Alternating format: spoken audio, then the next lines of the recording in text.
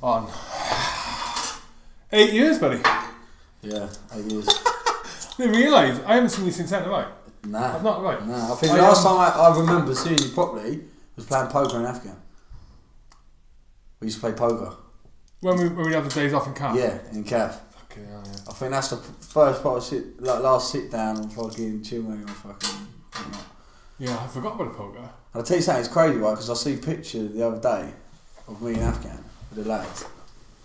Cheers. And for the first time, I say, I understand now when they say kids are fighting our wars. Boys. What do you mean? Well, looking at how young I looked and how young I actually were. You look about 4 years old now. Yeah, bro, I look fucking young. Like I age well. Unless you put like a sheet of paper with your face and like you just see your years. Yeah. You're like 90 years old. Yeah, right. But yeah, like I look back and I look at like all pictures like, because it was like me, Ryan Phillips, Jay Morton, Matt Tomroll, bless his soul. All of them, and I'm looking at every one of them like Sean Merriam, DJ, and I'm like, fuck, Potsy, Graham A. Yeah. And I'm like, we were really some of them young. haven't changed, mind. I think when you really look back now, you look back at the pictures and you look at them now. Yeah, I haven't done that, I suppose. Yeah. So Yeah, honestly, I looked and when I put a picture up on my Instagram, and all like people that know me now, like knew about my military background, they were like, "Fuck, yeah. Cam, is that you? You're so young." And I looked thinking, "Oh my god, I've changed so much." You stay in touch with any of the blogs, just in general? Do you know? I do with some.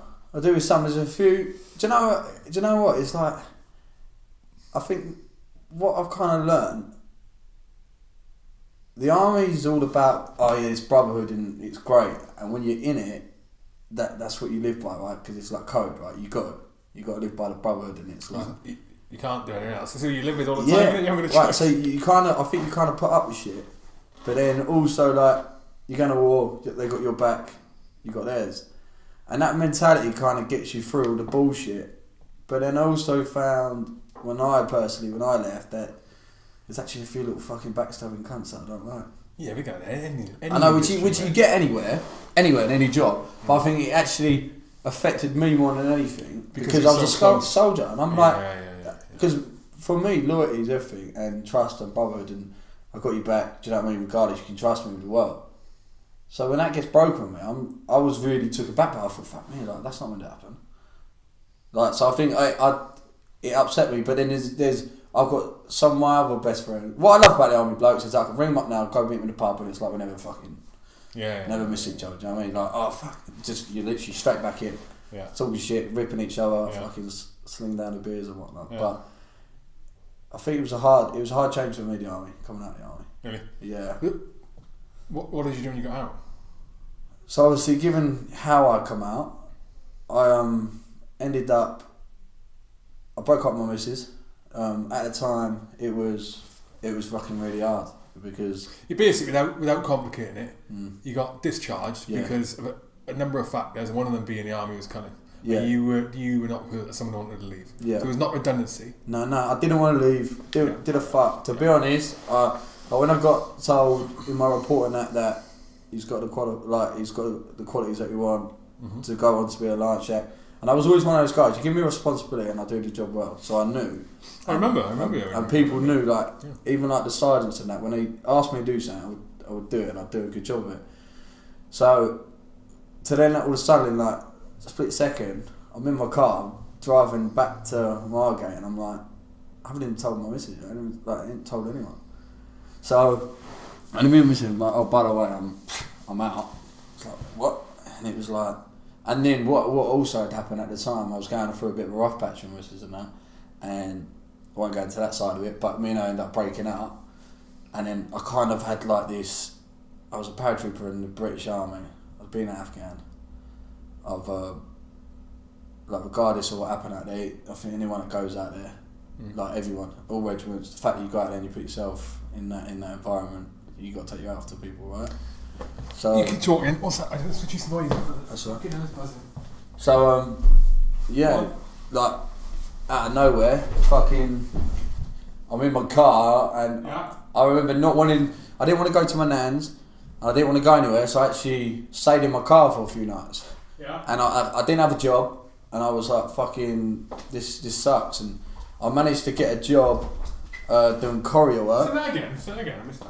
So basically, I was out, and I broke up with Mrs. It was a real shit situation, so I weren't staying with her, because I used to basically stay with her, because she lived with her mum, and bearing in mind I got a son with her, so whenever I used to go home on the weekends, I'd live with them.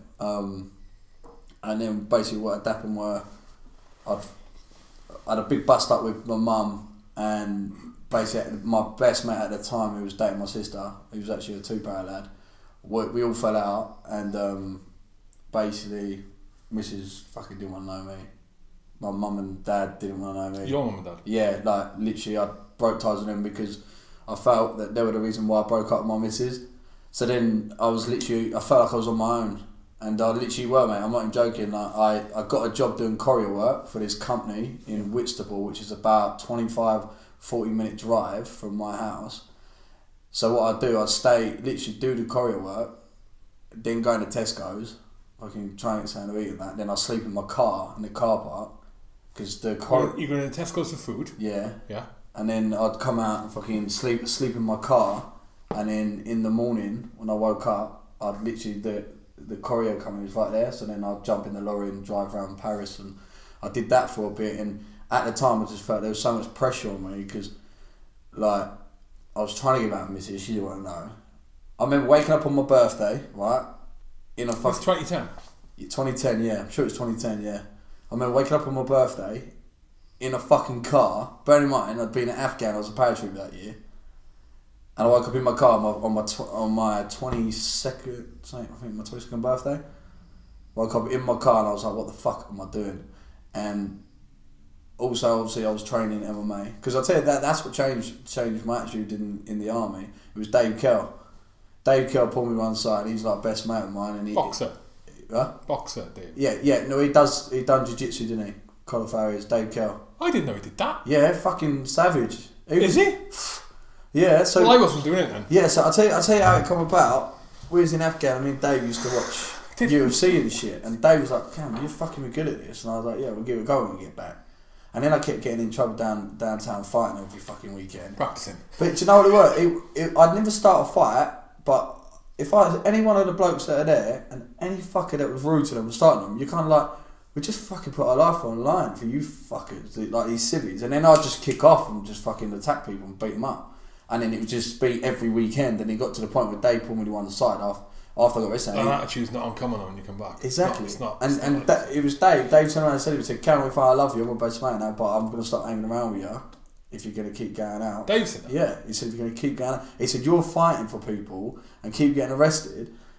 He said, but they wouldn't do it for you. He said, so you need to just fucking tone it in a bit. He said, come and do MMA. I found this gym. That's a good mate. It is, and that's why I fucking owe everything to him, because people think it, but they very rarely say it to you. And he did, he said to me, and I went, all right, I'll come with you. So I went with him. We drove to Semtex in Orpington from Colchester. Yeah. Got there. Semtex. Yeah, which was gym. Yeah, Semtex gym in Orpington. So that's Steve Gladstone, Kieran Kedall, and we walked in there, and there's a little Brazilian guy called Vaminetto. And we see him and this other lad, John Joe Ellis, who's a professional MMA fighter. They were like training, doing this jiu-jitsu shit, and I was like, what the fuck's that? Dave's like, that's like wrestling, that you get choked out. I was like, fuck off. Was it BJ? Yeah, and I was like, I killed him. I fucking know. They ain't getting me, you rat. Like, 'cause I had this like ego where I'm fucking tough lad. Yeah. And then we spoke to him, and Neto was like, yeah, welcome, come to the class tomorrow. So I remember it being like a Thursday night, and we were going down there, made the changes, we weren't going out down Colchester. So we got there, we trained that night, and I got fucked up. Like, this 17-year-old kid almost broke my arm, and I remember having a tap. And after I got in the car, and Dave was like, you got fucked up. And I was like, fuck off, mate. I said, I'm a father. I said, I've just been beaten up by a 17-year-old kid. I said, that can't happen, mate. I said, when I go home this weekend, I'm going to quit playing football, and I'm going to dedicate everything to this fucking shit. And he went, yeah, go on then. Went on that weekend, played last game of football, fucking dislocated my knee. Dislocated my knee, I couldn't fucking believe my luck. So I dislocated my knee, and I get told you've done your ACL, you're going to be out for a year, and that's what happened were. So then I spent fucking a year, not just under a year, obviously in the reg, in college, fucking on crutches, going through all that fucking treatment shit. But what I said to Dave, I'm still going to come to every lesson. I said, I'm going to come to every lesson with this fucking cast and I'm going to watch every lesson. Did you? Yeah, and I did. And I went with him, honestly, you ask Dave Kettle if you ever see him, and I went with him to every lesson and he fucking trained and I'm watching them cast up to my hip like, fuck. And it got pretty much through the whole year, had the cast off, got to the stage and then turned on day and the coach was like, are you ready? You can come on. I was like, yeah, I'm ready.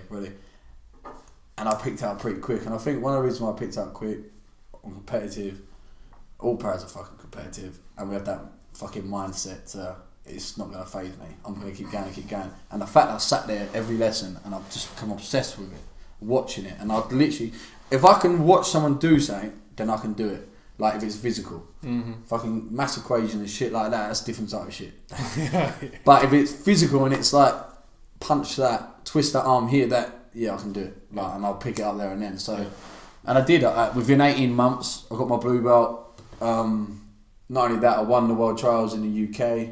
Did you? Yeah, which I then got paid to go to Abu Dhabi and represent the UK. Did you really? I didn't know that. Yeah, after 18 months, I went out there as a blue belt. And I remember when I got out there, like it was the first thing I'd ever done sport-wise, and I like, fuck me, a light was on me, and I was like, this is sick. Yeah. Like, and I remember out in Dubai, it's their like biggest sport. It's like their Olympics. BJJs in all the schools, it's their number one sport. I didn't know that either. Yeah. I knew that there's big BJJ competitions out there. Yeah. But I didn't know it was that was that big. Switch it around. I'm having to improvise, mate. This is not, as people watching will realise, it's not a normal fucking studio. It's not a studio. This is my girlfriend's bridal shop. K Francis Bridal, shout out. Woo! So this side flag behind there is all wedding dresses. Yeah. Go on anyway. So literally now I'm at Dubai. It's their number one sport. I'm getting treated like a king out there in Dubai. I'm like getting treated like a king. Yeah, like fucking. No, still. No, like when I went out there at a blue belt, and I was like, because you won the world title. Yeah, because I won the pro trials and then they paid for me to go enter into the competition for free. But it's graded, right? So you won the blue belt. Yeah, I won the blue belt. I won the blue belts in the UK. So now I'm out there fighting against all the best blue belts in the world. Yeah. So obviously, my mindset, I was like, I'm a fucking beast this, I'll win this easy. Bear in mind, it was my first blue belt competition that I entered. I got graded 2-3 weeks later. My coach was like, going to the world trials. I went in and I smoked everyone. How long had you been training BJJ then? Only 18 months. Fucking hell. So literally within 18 months I got a blue belt, and not only that, I got ranked number 1 in the UK. So I knew, like in my head, I was like, I'm fucking untouchable. Are you quite flexible anyway? Yeah, Jiu-Jitsu is my shit, man. I remember, like, but not being funny, I remember being in training. I remember Sean Horsfall. Yeah. Big like that. Yeah. And there's this other guy that didn't manage to get past P-Club in Coughlin. And he was scarier than Horsfall. What's his name? Coughlin? Coughlin. Oh, Coughlin? Yeah. His name? Coughlin? Yeah, Coughlin. Aaron Coughlin. And he was... What do you mean scaring Sean? Like boxer? Big yeah, like he put Sean in his place. Oh, did he? Yeah, like, so they're both from Liverpool. Sean was a exactly, you know what Sean's like. So they're both from Liverpool, and he's pretty much gang-related, he's Coughlin.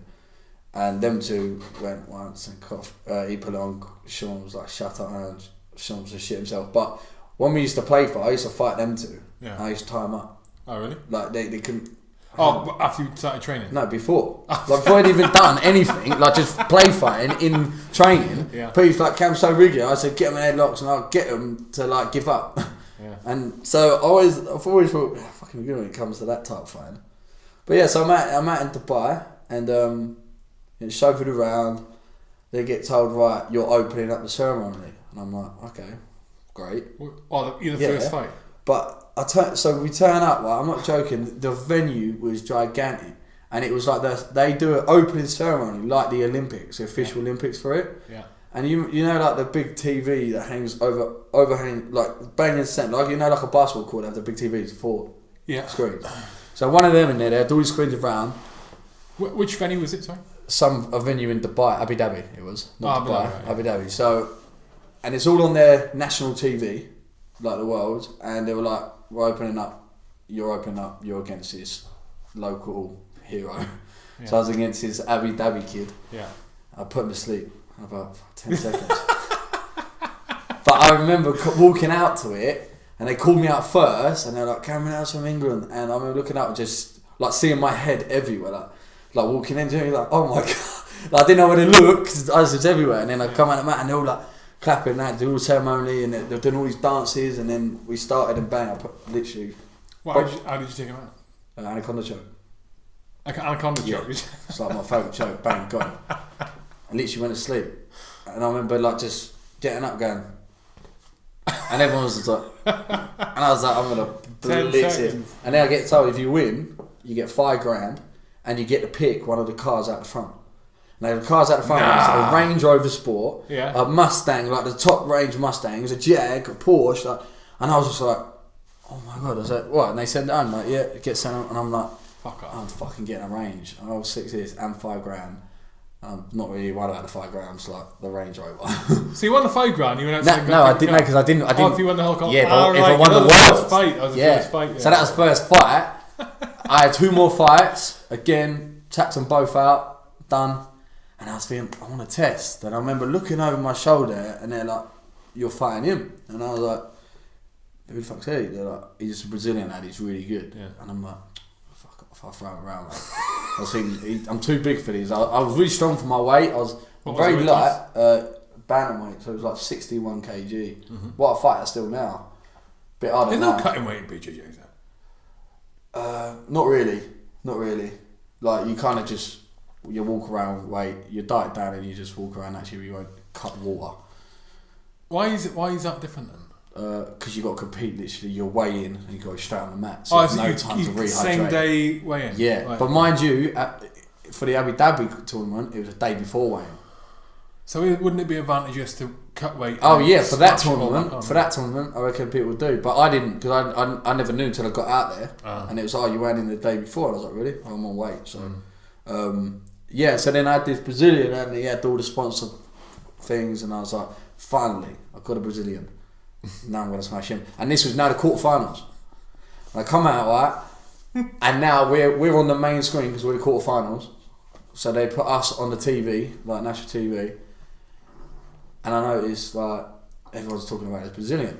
I'm like, oh, he's meant to be fucking... Who was this Brazilian? He was a favourite, right? His name's Mauricio Andre. Right? At the time, he's a blue belt. We started the fight.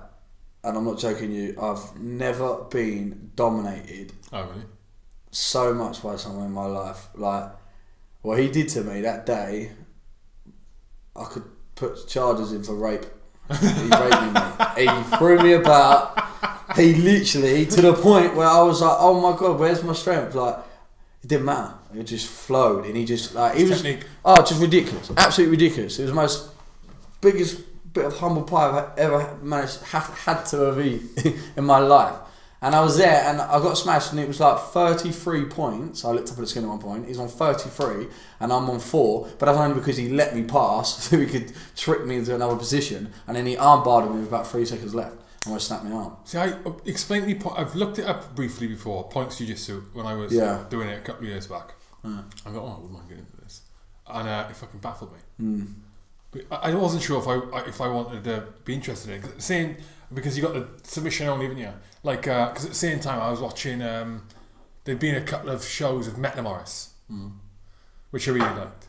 But explain to me the points then. How the fuck are the points? So the points work, like, you get 2 points for a takedown. So if you initiate a takedown, double leg, you get 2 points. Yeah. If you initiate a takedown? No, actually complete the takedown. Complete the takedown. Yeah. So you complete. Does that matter which position you end up in though? They have to be on their back.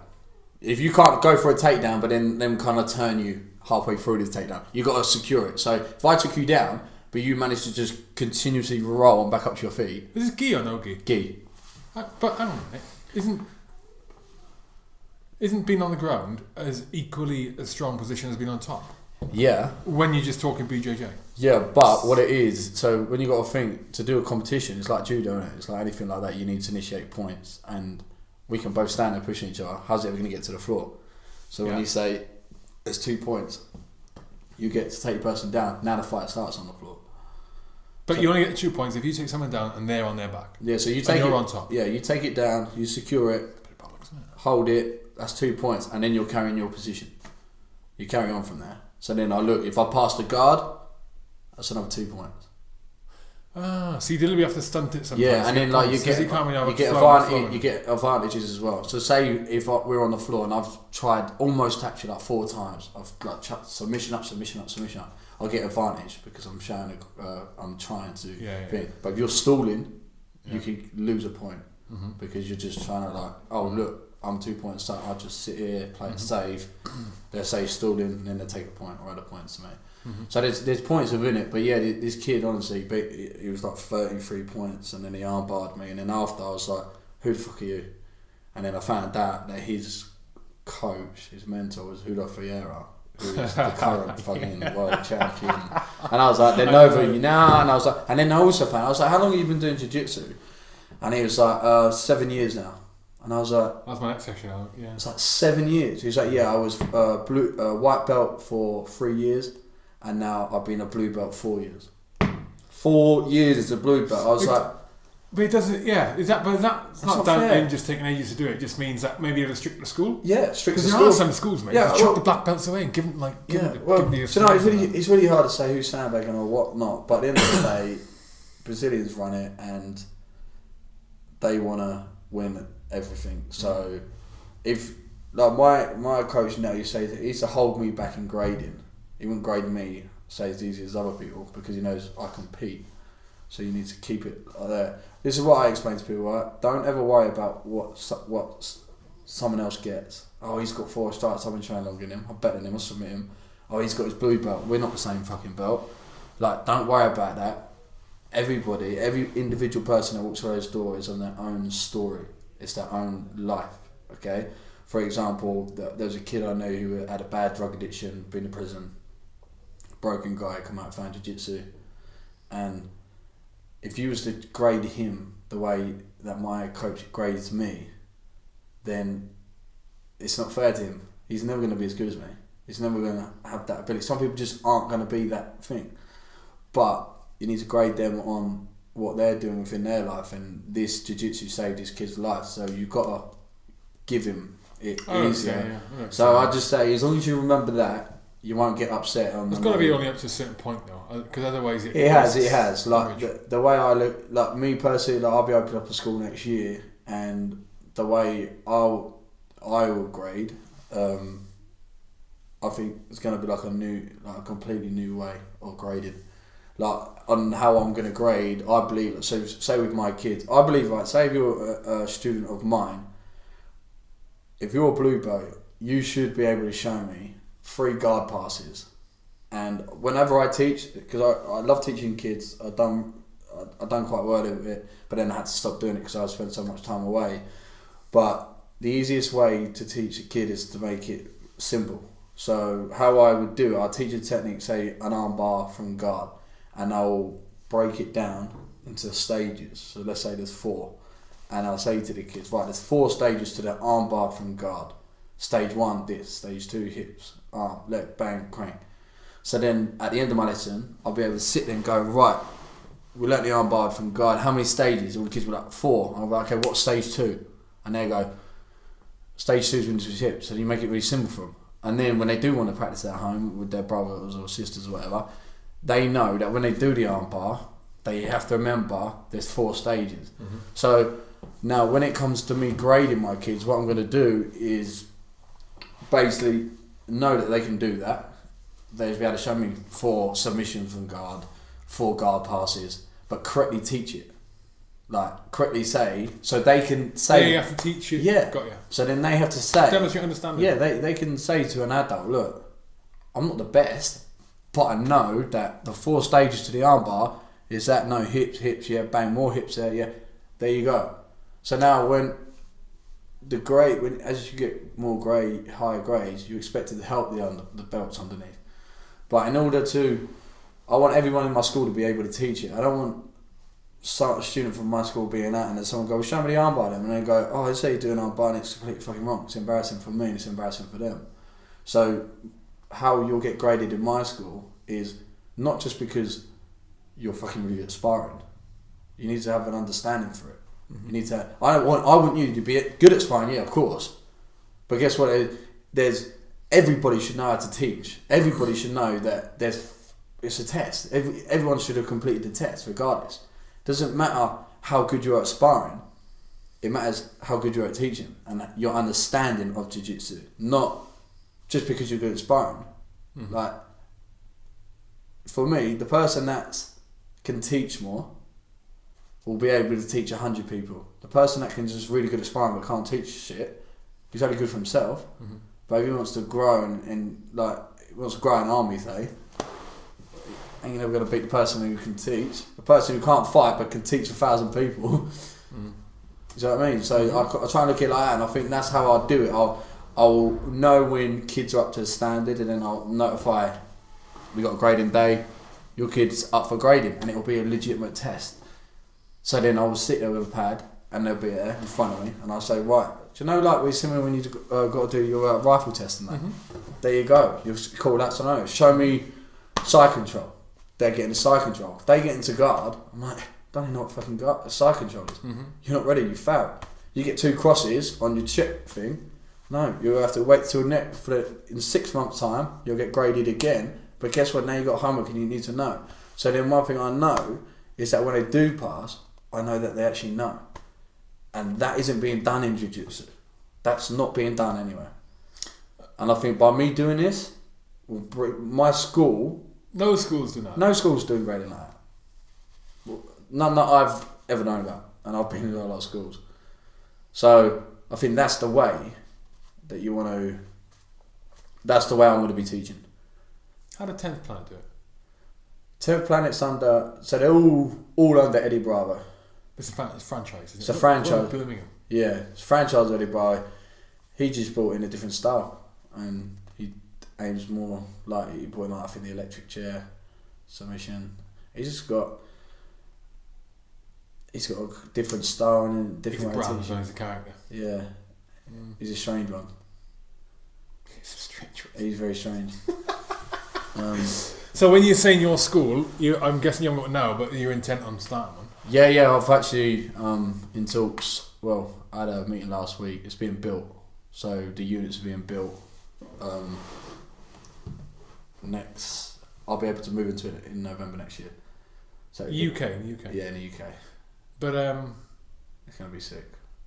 Yeah, but what about when you go to Jacksonwink? Well, this is the thing. So what's happening with Jacksonwink? Yeah. Where's your allegiance lying? My allegiance. Tell me what's going on there. What's happened? So I've heard Cowboys. I listen to Joe Rogan all the time. I heard Cowboy on Joe Rogan talking about it. He didn't know about it, did he? He doesn't know about it. It's good, mate. Get the beers going. I feel like I'm a cowboy and I'm about to let it rip. You fucking bastards. Yeah, mate. And I know, well, I'm guessing from flipping Instagram post, you were talking earlier and it made me think of... Do you know what? I'm actually glad you brought this subject up, right? Because I showed him and like I haven't spoke about it. I spoke briefly to Brandon Gibson. He's a good friend of mine and he's also a coach of mine. And obviously Gibson had been with Cowboy for 9 or 10 fights. He's not going to be in his corner for the next fight. They're going to try something different between them. Who sir? Brandon Gibson. He's the striking coach of John Jones, Cowboy. He's really good. 6 Guns was his coach. Yeah. Name. But I spoke to him briefly the other day, but my whole take on it, I don't look at the situation thinking, well, I actually like him, so I'm going to side with him more. He's more of a friend to me, does more of that. Meaning, say for example, Cowboy. Yeah. That's not how I work. I go by morals and what I stand by. And if I feel that person's fucking gone against what I would do, then I'll stand with whoever. You know what I'm saying? Like, I live by my rules. Yeah. So with that, my rules exist and it's plain and simple. If anybody chooses to fight one of my teammates, I want to fight you. That shit, like, people that know me, that I've been in the corner, I've been in the corner with other guys. If, like, say we're a team, you're on my team, you represent Jacksonwink, and then someone comes in and they now challenging to fight you, I'm like, fuck you, motherfucker. I want to punch him right there and then. Like, I automatically get really protective. Like, it's my team. Like, so I was cornering Tyson Pedro in his last fight against OSP, And after, I just wanted to run up and punch OSP straight in the face. Loved the geezer. I think he's a really polite, really nice guy, but he just beat my friend. Like, fuck you. Like straight up. So, the whole situation with Cowboy and Perry, I think there's two sides to the story. I think you got Wink. Wink's got his reasons why he's done it, and I can see some of what Wink's saying as okay. What's Wink's? I haven't. Wink's basically saying, "Cowboy, I've not been in your corner." It's in fact because there's some there's people listening. I know I've got one particular mate who's he's still in. He was 2-pound, now he's CMD, but he's on about getting into jiu-jitsu. He's got some limitations on what he can do because he's got some injuries, chronic injuries. But BJJ, he can get around. We've had a lot of conversations. But he's mad. He's fucking mad in the UFC, mate. He's mad, and it's all family actually. And he'll be listening to this. But apart from him, just as I understand the situation with listening, who are MMA fans, is that as I understand it, new guy. So there's a gym. It's a fucking tight gym, which is what when you said it earlier. You're talking about like family. Brother. I was thinking, well, that's why you're Jacksonwink, or that's why you're with Cowboy's team, right? Or Cowboy's group, you know. Yeah. And then a new guy comes in to the gym, and he says he calls out Cowboy. Yeah. Yeah. Says he wants to fight Cowboy. Yeah. Cowboy says, "You just come to." This should be happening. You just come to the gym. You shouldn't be able to fucking do that. And if you're going to come in with that attitude to this gym, we're a fucking family. You should be fucked off from the gym. Yeah. So the gym owner should go, wrong attitude, dickhead. You're coming in here to be a part of the family. Right. That's not to say people can't fight each other in the gym. No, exactly. It happens. Exactly.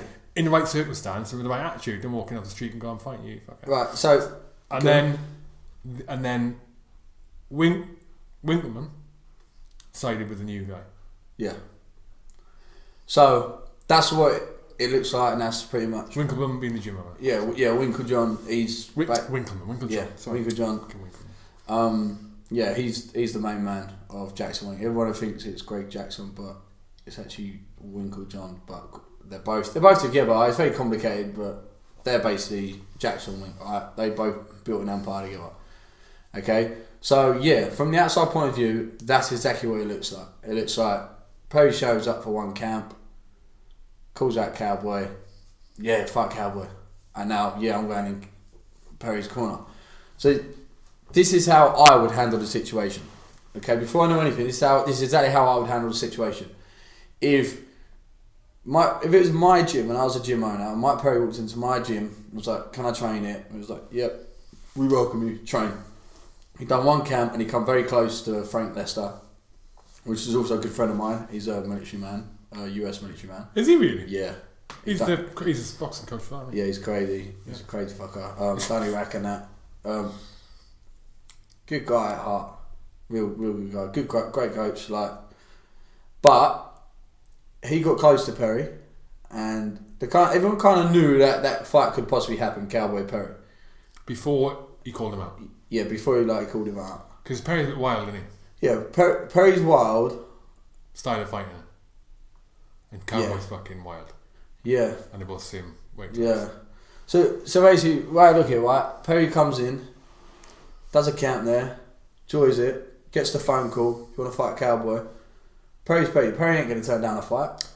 Was there no call out then? I don't think it was a call out. It wasn't like a call out oh yeah, I want to fight him. It was more, that's what got put on the table. This is the thing. Regardless of Cowboy, if Cowboy said, "Yeah, I'll take the fight straight away," you got to understand it's Cowboy's throwing in. You offer him any person in the gym. If he got offered a teammate, say like Carlos Condit, right, then I think Cowboy would sit there and be like, "Fuck, why from Carlos? I'm my teammate." Of course, like whatever, yeah. But if the fact that Perry got offered to him and he's like, "Fuck, Perry just done one camp here." He's not going to fucking be a little bitch and be like, "Nah, he's our team," because he's not our team yet.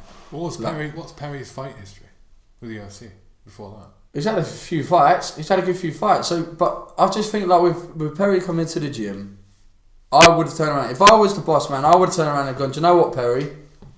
Fair play, yeah, you've agreed to fight Cowboy. You both agreed to fight each other. That's great. But guess what? Cowboy has been representing our gym for years. Everybody knows Cowboy is associated with Jacksonwink.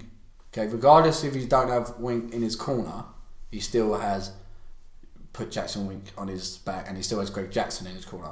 Okay, so I would have turned around and said, Perry, you know what? For this camp, because you have chosen to fight Cowboy, you need to do your camp in Vegas, but you're not coming in here and doing it. After you fought, we shake hands and you're welcome onto the team. But we got to stand by our fighter because our loyalty's with our team. That one thing for me teaches what? It teaches Mike Perry, doesn't it? Mike Perry's going to think, I respect that. Like, yeah, I've got to earn it. I'm going to fight one of their gladiators. Then I'm going to be accepted onto the team. So, my head's like, that's what Wink and that's what Greg Jackson's, if it was mine, that's what I would have done. Because in my head, now you've got to kind of think, like, is Perry going to sit there and be like, oh, by the way, fucking, will he sit there and think, oh, they just pretty much fucking got them in my corner and that, fucking Cowboy. But would it also think in his head, is that going to be me in a few years? Are they going to throw me I was thinking the same thing earlier. I was thinking, if they could do it to Cowboy, exactly. Like, will Perry be sitting there thinking that? Exactly. So, in my head, I'm like, it's not a great business. And do you know what? Do you know another thing? Like, you got to think of all your youth underneath you, all your amateurs, all your aspiring guys like me, people that have. They got to bear in mind, I've been going out there 4 years. I paid my flight ticket, go over there, put the hours in, I help any. You got there what? Second. I've been going out there 4 years. Oh yeah. It's a lot of money to do. I go out there and I put the dedication in and I call them my team and that's my home, do you know? And I literally feel that's my home. I miss it within a week of being back here. I miss all of them out there and all the guys out there. So what message, by doing that move, what message do you send to your amateurs and your pros and your aspiring people that wanna be looked upon and thing? It kind of put a thought of doubt, I believe, in everyone's head. Like, everyone would be kind of like, oh man. Well, loyalty should go both ways. Yeah. Not just your loyalty to them; it should go down the way as well. And it's go the back to the same. military. It's the same. Yeah. It's the same up. Loyalty should be commanders. Yeah. Loyalty should be down. So now you come back and think, right, you got Frank Lester with Cowboy Shiny. Frank Lester's been Cowboy Shiny's mate, training partner, knows everything about Cowboy, everything. Unless it's training Perry. And unless it's training Perry. But was that decision not Winklejohn's? No. To let Perry fight in the gym. No. Train in the gym. Oh yeah. He's turned around and said, "Oh, you can train here because." They got cut on because Cowboy set up his own place in the Yeah, Cowboy don't really train down there that much. He just spar there now and again. He goes down there and spar. He doesn't train as much as what people would like. So basically, you imagine you got Frank Lester now saying, like, Frank's basically got a message from Cowboy basically saying, yeah, it's fine, like, whatever, you take the fight, it's a fight. But personally, I'm kind of thinking, like, is that a test from Cowboy to see where your head's at, Frank? Like me personally, right? Me personally, like, again, like, this is not me saying, fuck you, Frank Lester, you're a cunt, or fuck you, Winklejohn. I'm not saying that. Like, every person's different and everybody has their reasons for why they do it. I can't speak for their reasons, so I wouldn't judge them. I'm just saying, if it was me, how I would have handled it. If it was me training Perry and Cowboy messaged me and said, I'm fighting fucking Perry, I'd go, okay, that's fine. I would ring Perry up, me personally, and say, Perry, do you know what? You know, because Frank and Perry got a great relationship, and I knew them two were bond because they're both fucking crazy fuckers. Like, I knew that they have a great bond. They work well together. They're good for each other, and they are. And I think, like, to be a coach like Frank, and he is really pushing hard in the coach world, and he wants to make a name for himself, and he's doing a great job. For him to find a student and to have that bond with, that's special, and I think Frank really wants to keep that. But me, regardless of how much bond I have with this guy who's only had one camp, my loyalty's with Cowboy. I straight away would have told Cowboy, do you know what, Cowboy? You're fighting Perry. Okay, fuck's my because I'm not going to get paid, but you can't put fucking price on loyalty. I don't give a fuck. You can't give. There's no amount of money come loyalty. So what I think, Frank, if I was Frank, what I would have done is gone, Perry, do you know what? Stick to your own camp down there. But you got to understand, brother, in 2 years' time, when you're back here, I'll do the same for you. But I can't turn my back on Cowboy. I know Cowboy's weaknesses. I know this, I know that. I can't now train you. to beat Cowboy, because this is how I look at it. Everyone knows Cowboy has been up high. He went on a 9-fight win streak. He's got fucking the best records in the UFC, but he's had a rough time the last few fights. That's no lie. The records don't lie. The facts don't lie. So for me, I'm like, I want my brother Cowboy to do as well as he can. I want him to get as much money out of the UFC and food on his table. But if you keep losing, your stock value goes down. So why do I want to be sat on the opposite side of the cage watching someone, I'm training someone to come and fucking take food from your table, Cowboy. That's how I look at it. It's black and white. Cowboy, I don't give a fuck. I'm standing with you. I'm not going, regardless if it's just a fight and we're muckers, it's not. Cowboy, you're on a rocky patch at the minute, like you've been up, you've cut losses, cut the wins. But everyone knows in the fight game, your stocks go down the more you lose and whatnot. So I don't want to have any influence on my friend, my buddy, whatsoever. I want to make sure you win. So for me, that's what I would have done. I would have said to Perry, no, Perry, you know, I'm not going to train you, regardless how tight we are. I'm not training you. Cowboy's my brother. He's done a lot for me. I mean, again, saying I don't know exactly the relationship between Frank and Cowboy. From what I see, it's a fucking strong one, and I can't believe it's happened. But I'm saying, if what would I do in a situation? And I think one thing that society and the world lacks in today's world is the thing that the one thing you can never buy is loyalty. You just can't buy loyalty, and I'm really stunned by that. So I'm gutted. It's really fucking fucked me up, this whole situation. It surprised me. I mean,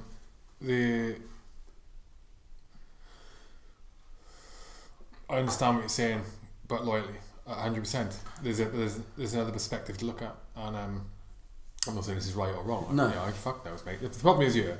It's a bunch of information. There's a bunch of behind-the-scenes relationships. That's what I'm saying. Like, that's why it's been hard for me to talk on. On the surface, Frank and Cowboy looks on the ball. It probably is on the ball.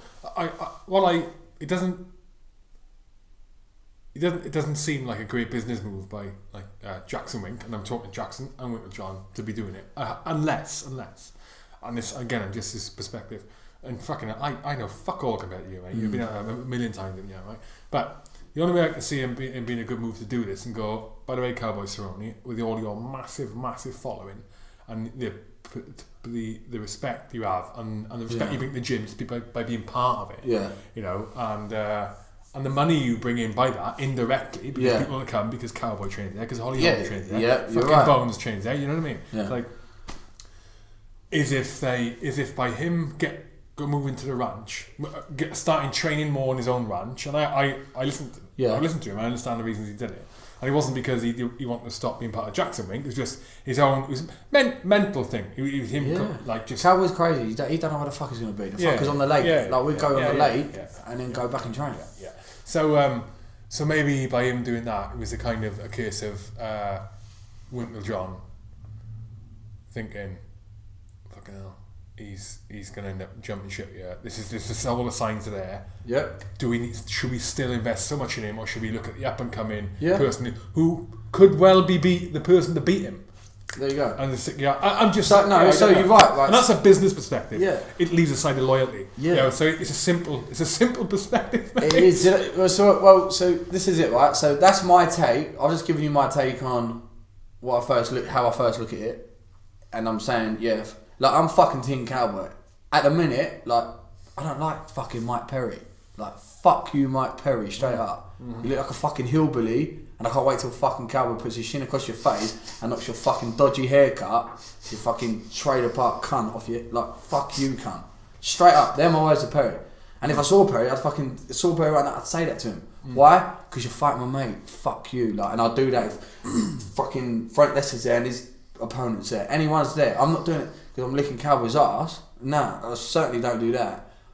But it's because I'm loyal. Like, fuck you. You're like, let's fight. Suppose in a way, like you say, like Nate Diaz and that, you don't fucking come up their team without fighting their whole fucking team. That's just me. That's the way I am. So fuck Perry. But now let's go over to Wink's side. And from what I've heard, how Wink looks at it, and I can understand where Wink's coming from. So Wink looks here, so Wink's not in Cowboy's corner. Him and Cowboy, I can't really talk too much on their relationship because again, Don't know. But the way you got to look at it is this. Wink feels that Cowboy's not in the gym enough. Don't come down enough. He only comes down for himself when he's in fights. Won't come down to the gym and train with other guys in camp, because when Cowboy's not in camp, Cowboy's gallivanting and doing what he wants. So Wink kind of looks at it and goes, you don't actually fucking help the gym much. Yeah, okay, you're a Cowboy, but you don't help the gym. You don't have me in your corner. Wink don't make no money off him. Yeah, but Cowboy's a fighter. I know, but this is what you got to look at, right? When there's other guys in there, Holly, fucking Diego Sanchez, Michelle Orson, Jody Escobar, Carlos Condit. There's quite a few other fighters that are there a lot more than say what Cowboy is. So for the team. Yeah, for the team. For people like me. For other people, like they're there continuously. So yeah, Wink's kind of like, do you know what, Cowboy? You're always up at the ranch. You're always taking guys from here to come and spar you up there. You haven't got much vibe towards me or whatnot. You don't have me in your corner. I don't make no money off you. Perry's come down and done a camp with us, and we got on well, and he wants to come back and work with me. Yeah, I'm fucking this. I'm going in Perry's corner. I thought that, yeah. So I'm kind of like, I can understand Wink's frustration, and I still think how it's been handled wrong. But do you know what I feel? This could have been the right time. It took something like this to happen for them Wink to go, do you know what? Bring Cowboy in, bring Greg in, Brandon, like the main coaches, sit Cowboy down, and let's talk about this situation. And then Wink maybe could have addressed it like, Cowboy, these are the reasons why I think I should go in Mike's corner. Because what you do, you're not coming down helping you. All the things that Wink's upset with, he could have had it out with Cowboy there and then, and they could have all come to an understanding properly, like men. And then I think the whole situation could be handled a lot easier. If that meant Wink turning around and go, that's fine, I'm not going to go in Perry's corner there, this camp. You're going to fight him. We'll stand by you, but we want more from you, Cowboy. We want you to do this or do that. Invest yourself more. Invest yourself more. But then, maybe, I think that chat should have happened, and it was the right time for that chat to should have happened. That meeting should have happened before going away about the way it was did. There something in the air beforehand? Was there? What? Was there something in the air beforehand? What between them two? Just in general. I don't know. Was Cowboy like the fucking dad? Yeah, listen. At one point, it was only Cowboy really fine. You had. I think Cowboy took like four fights in like 1 year, fights in 1 year. So you got to think Cowboy was the only one really. Like, regardless of Cowboy and everyone knows BMF, everyone knows Cowboy is Jacksonwink.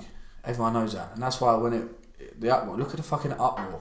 Everyone fucking went in on Jacksonwink. You turn your back on Cowboy, fucking rah rah rah, and all this. Like, regardless of, I think what you hit it now on the head.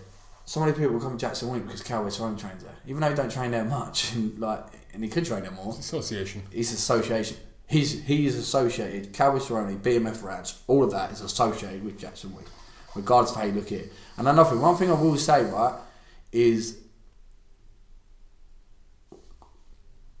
Cowboy is one of the most generous people, not just to people that he likes a lot, myself and a few others, but he's generous to everyone.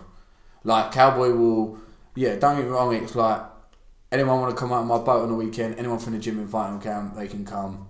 Anyone want to come to the ranch, train, they can come. Want to come barbecue, come. Want to come shooting, do it. He's very, very generous like that, and he will do anything for people like that. He's very welcoming like that. But I suppose what Wink sees it is like, all that, invest that into the gym by you being here just training in every day class. But then there's so much to it, because then it's like, Cowboy's got a life, he's got a kid now, he's got to think of that. There's bigger responsibility. Cowboy's fucking smashing he's going to be next fucking Mr. Hollywood. Do you know what I mean? He was in Equalizer 2. Was he? Yeah. Oh, he's in it? Yeah, he's in that film. Mate, he's been in a few big films. He just signed another big film, which I can't say what it is, but he's doing it. So he's got, when he's not fighting, he's fucking, most of the time, fucked off elsewhere. I just think this whole situation could have been handled a lot easier because unless there's an actual someone to speak out and actually address it properly, like maybe sit down, maybe I don't know if it's happened, but as the coaches from Winks sat down with all the fighters, because that's who you got to worry about. That's what you got to worry. You got to worry about your foundations. Your building, your gym, for example, is only as strong as its foundations, and your foundations are your amateurs and your guys that are coming through. So you need to reassure them that what's happened, and let them make sure that they understand. Because if they don't understand and they just sit back and think, oh fuck me, Jacksonwink's done a right wrong on Cowboy, they just threw him on a bus because they think fucking Mike Perry. They're just thinking that because that's what everyone's saying.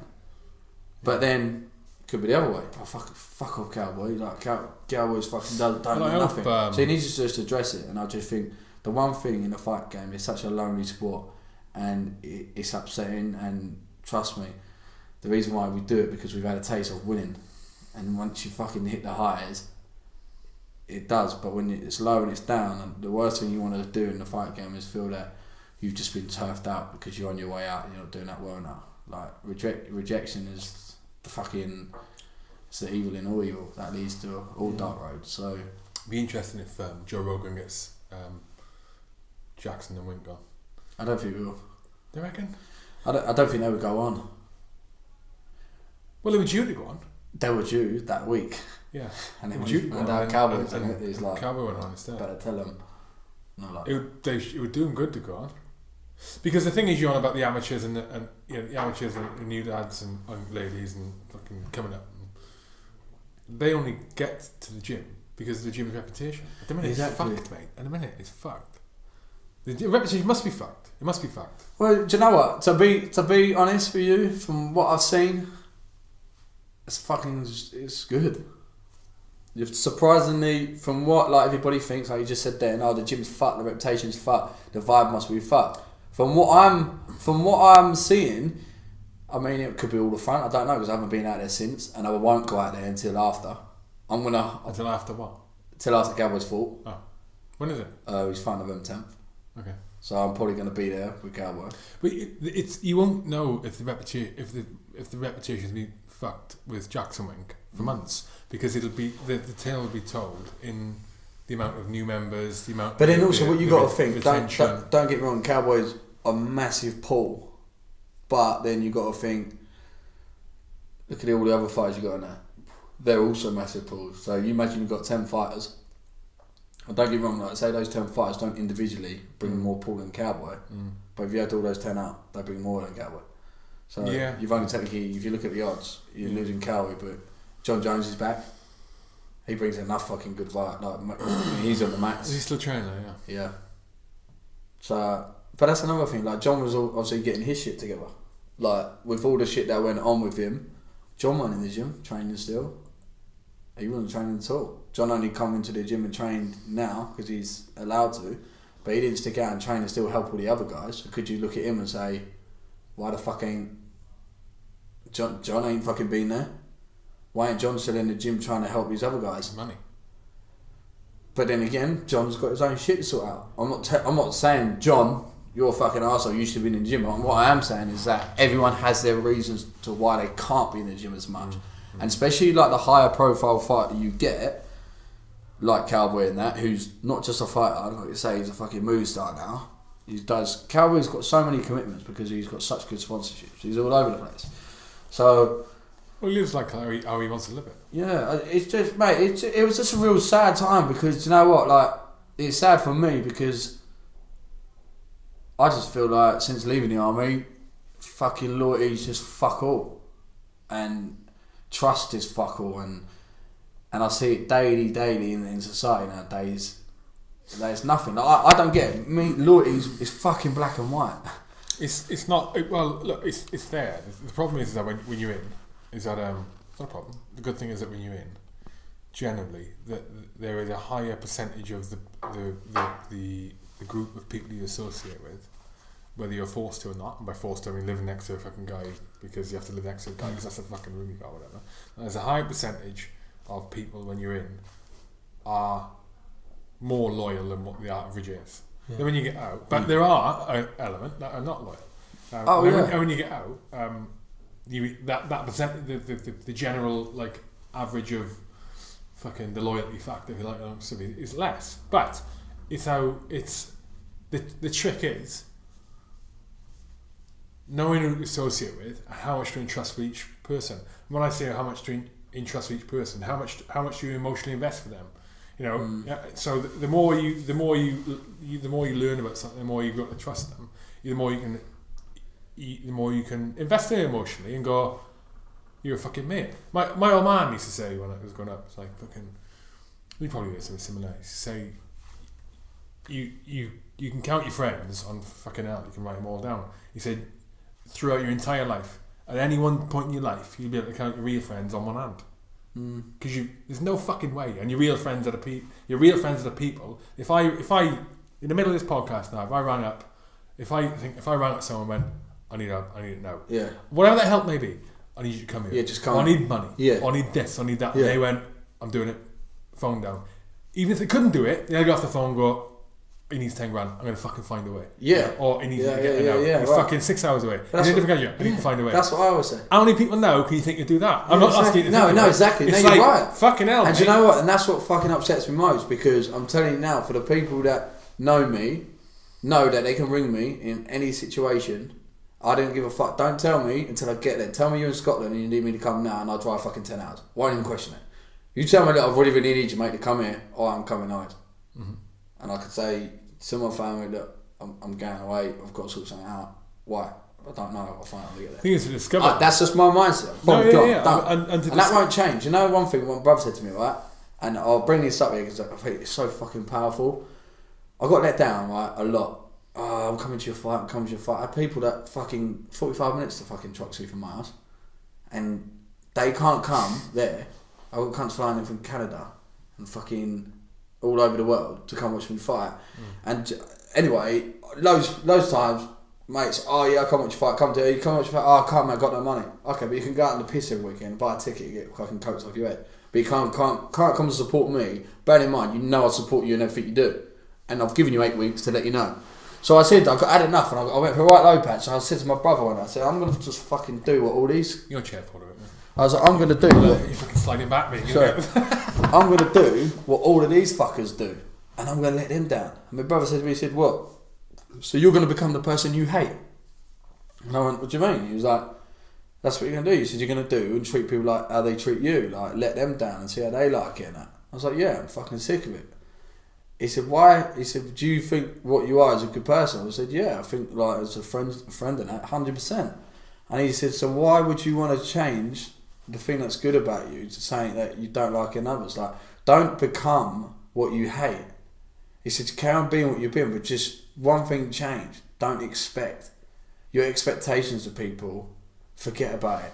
Understand, if you're gonna buy him, fucking take him out of the piss because he's skinny and buy him a round of beers and take him out for the night, you're doing that because you want to do that for him, for you. Like, that's what you do. But don't do it because you expect he'll do it for you one day, because then you're doing it for the wrong reasons. Like, carry on being yourself. Always be yourself. And if it means you get let down, be let down. The only thing that upsets you about being let down is because you expected more. The moment you realise not to expect, you're kind of like, oh, well, I need that anyway.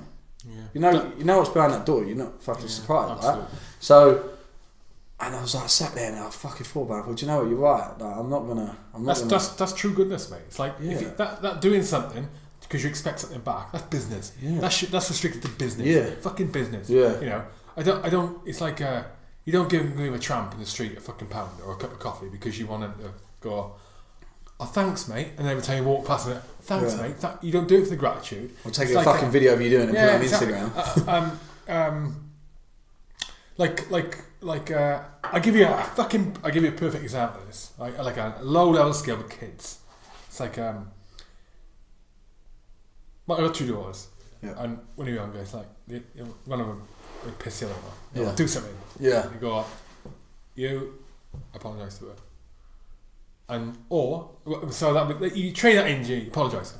As they get older, as they're getting older, it's like apologise, and then I want to apologise and kick off because the other one I acknowledge the apology. Yeah. It's like, I said sorry. Yeah. I said sorry. You're not- Daddy. Yeah. I said sorry. Well, no. You didn't- Say sorry. We don't say sorry because you want something back. Say sorry because you want to say sorry. Yeah, you're not saying sorry right? for you. More fool her if he's not going, okay, I accept there was an issue. Yeah. You're an arsehole. Yeah. I don't say arseholes their age, but it's like, you know, you don't, it's, that's the same thing. It's like, if you're doing something positive, it should be because you want something positive back. 100%. Emotionally. 100%. Because it's not fucking good. It's not like, it's just not good, mate. It's not. You're right. And yeah, so... Because it's fact. It's completely fucking false. And that is how, now, like, I took that board and I lived by that, and I think, I'm just going to stick to what...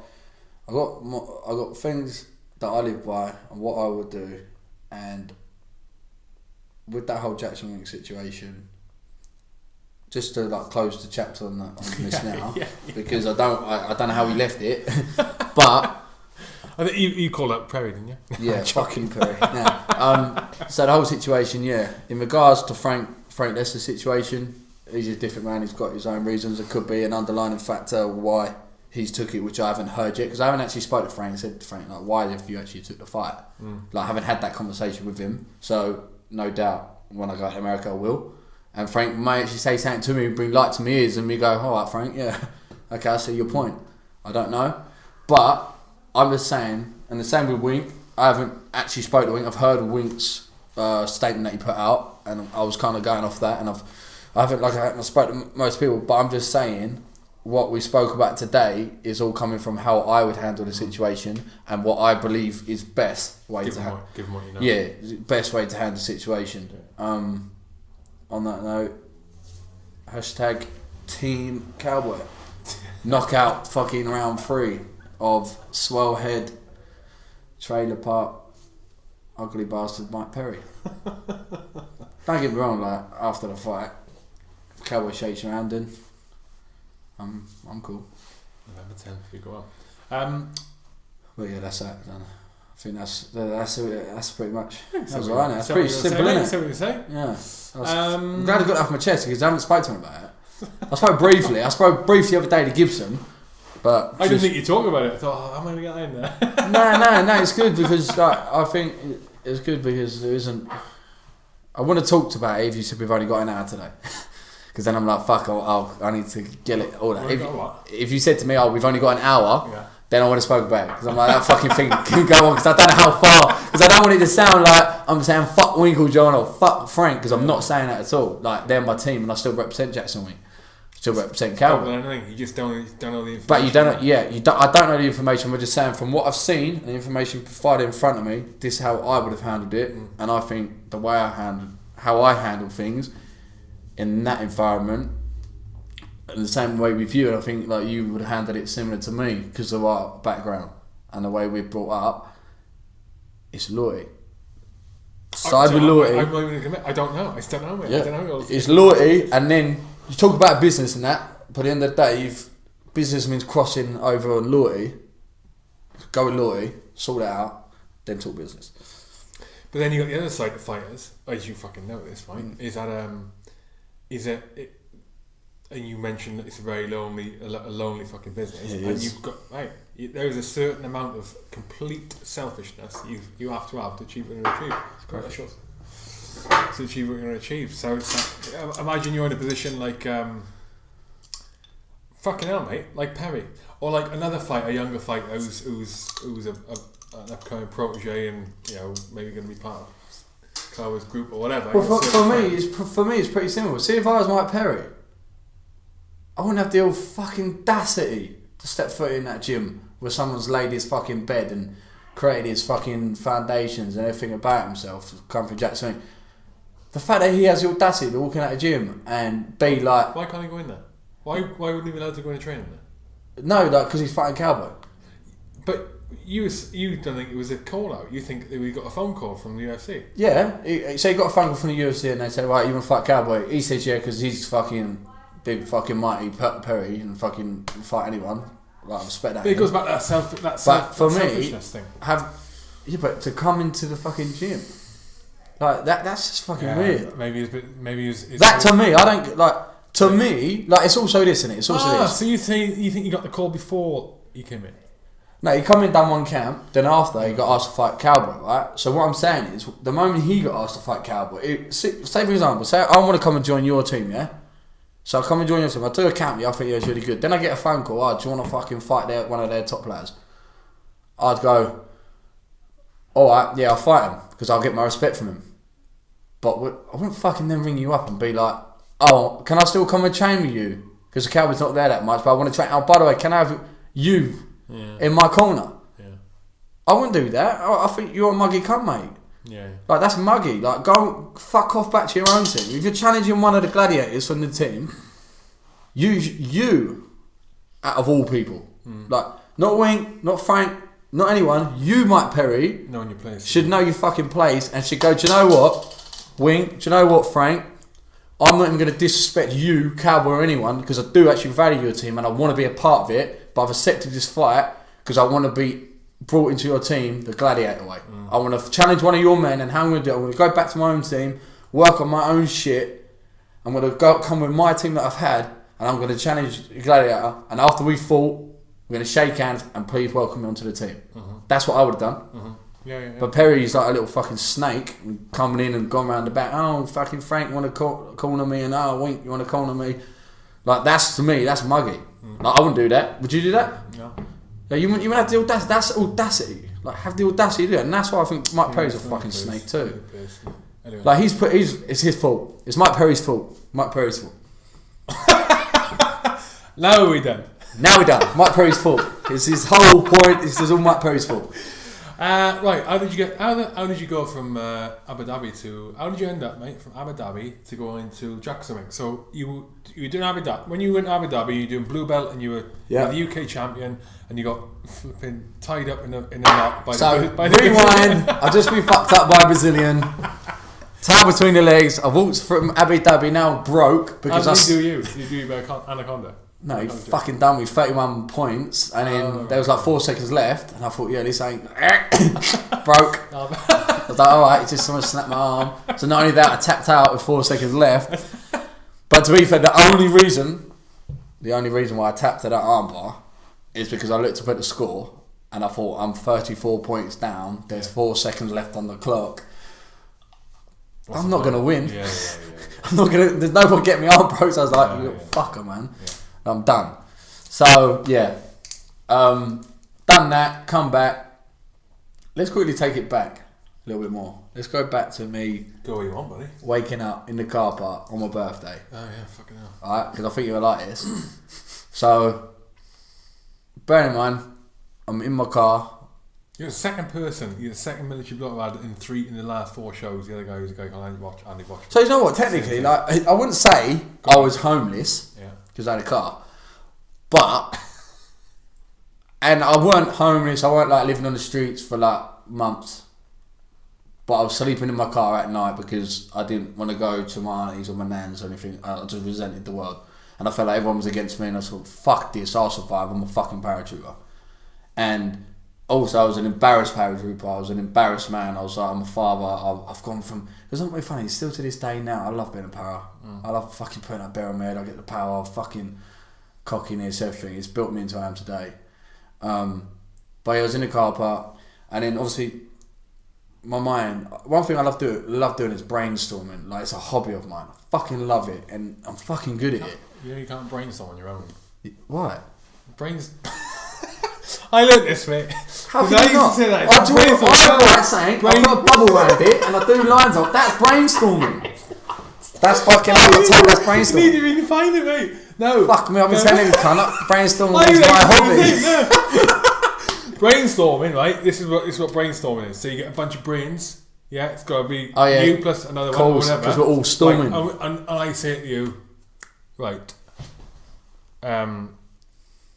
you're the objective, and the objective is we have to think of a new name for something. We have to think of a new name for what? For Coca-Cola. For Coca-Cola, right? Reasons why and all that. Hang on, we have to think of a new name. No answers stupid. Whatever pops in your head, say it, get it written down. I'll go, bubble juice. Yeah. They just pop me in. Yeah. Bubble juice, you write it down, bubble juice. That's brainstorming. Alright, well, my definition of brainstorming is this, because I swear I got told this once at school. It's always stuck in my head. Find something and write it in the middle. Draw a bubble around it. Draw little sticks off it. Talking about it. So what I did, obviously being a choreo driver, fucking hated the job, man. I didn't mind it because I was fucking... Being what? A choreo driver. Oh, choreo driver. Yeah. So I didn't mind it because I love driving. I genuinely love driving. Like driving up to Birmingham today from Margate, I was like, fuck yeah, I can like hire the car because I ain't got a car at the minute. What do you listen to in the car? Do you know, my music's fucking weird, mate. Go on. We'll come back onto it, but you'd never guess what I listen to. We'll come back onto it. Yeah, we'll come back onto it. But yeah, so what I did with the money I was getting, I thought, right, I need to do something entertaining, right? And bear in mind, I signed to my first amateur fight with my coach, right? This is 2011. 2010. Yeah. So I signed to my first amateur fight. My coach was like, "You're ready," and I was like, "Fuck it, mate!" I felt like I just passed selection. I was like, "Yes." Fucking hell, so I'm not gonna let you down. Then I'm fucking homeless, living in a fucking car, and I was like, "I'm still fighting because I'm airborne. I'm like, I signed the line. I'm fucking fighting. It doesn't matter if I've got broken arms or legs." So bear in mind, it's all going on at the time. Now I'm not going training because I can't afford to drive to Gravesend because I'm like, I've got a bit of work and I've got no money. So now my coach is on my back. Blah, why aren't you fighting? Why aren't you training? You think you're better than this because you won a fucking medal and all this, and you're not training for the fight, you're not taking it serious, you're going to pull out. What were you telling him? I said, no, I just can't. I'm working. He didn't know the situation I was in. I didn't want anyone to know. I don't want you feeling sorry for me. So then what happened were, I decided to buy a book from Tesco's and a notepad and pen, and I thought, you know what? I could run a better courier company than this shit. And I wrote in the middle the company name that I was working for and wrote everything down that's wrong with it, how I can correct it, and then when I was correcting it, because the way I look at it, to build a company, you find a problem, you find a solution. The solutions to the problems are your new company. You're always going to beat that company. Oh, you find an existing company? Yeah. It's on existing companies, or like something like a problem, like chairs always wobble. How do you stop it? Like, do you mean anything that's got a problem? That's a company. Yeah. So that's what I did, and because I had so much time, I literally before I knew it, I'd written a whole book, and then I got it all typed up. What do you mean written a whole book? Like I wrote a book on a courier company on how to be the best courier company. Like I'm not even joking. In your car? Oh fuck, in my car. And you know the funny thing is, honestly, I wrote it down. Brilliant. Pinpoint. Like I had every petrol station, gas station for the Americans. I wrote every station down on all my routes in basically the whole of fucking England on all the prices on the cheapest one. If I'm doing this route, how can I get the cheapest fuel in my car and how I can make it? And I wrote it and I smashed it out, and it was over like 2 weeks. I'd fucking completed it. And I remember I had £40 spare, and I could buy online like a guidance book on how to start a company. So I bought that to give me the breakdown of like where to fit all my shit in, and I put it all together. And then I started speaking to this mate of mine from Margate, and I was telling him like, "Oh, I work for a courier company. I think we should start this company." He was like, "Yeah, 100%." And then anyway, so I've got this book. I'm like ready to go. I'm like, "Yeah, we need to do it, but first of all, I need to fucking get some money for fleet." But I had it all there. If I took it to someone, they would have looked at it and gone, "Yeah, I'll buy that off you," because I know it would have worked. Like I was obsessed with it. And then so that was my fight. When the fights come up, where's the weigh-ins? And I had to be the weight, and I run my cousin up and I was like, "Look, I want to be really like dehydrated. That can you drive my car?" And again, I'm now panicking, thinking he just passed his driving test. So I'm thinking, I can't fucking let him drive my car. If he crashes it, he can't. That's my house. So anyway, done the weigh-ins. It's now fight day. I paid for him. I paid for him to be on my car insurance. Paid for my car insurance on the way to the venue. Literally about 20 minutes away from the gym to meet my coach, and then I was going to drive to the venue.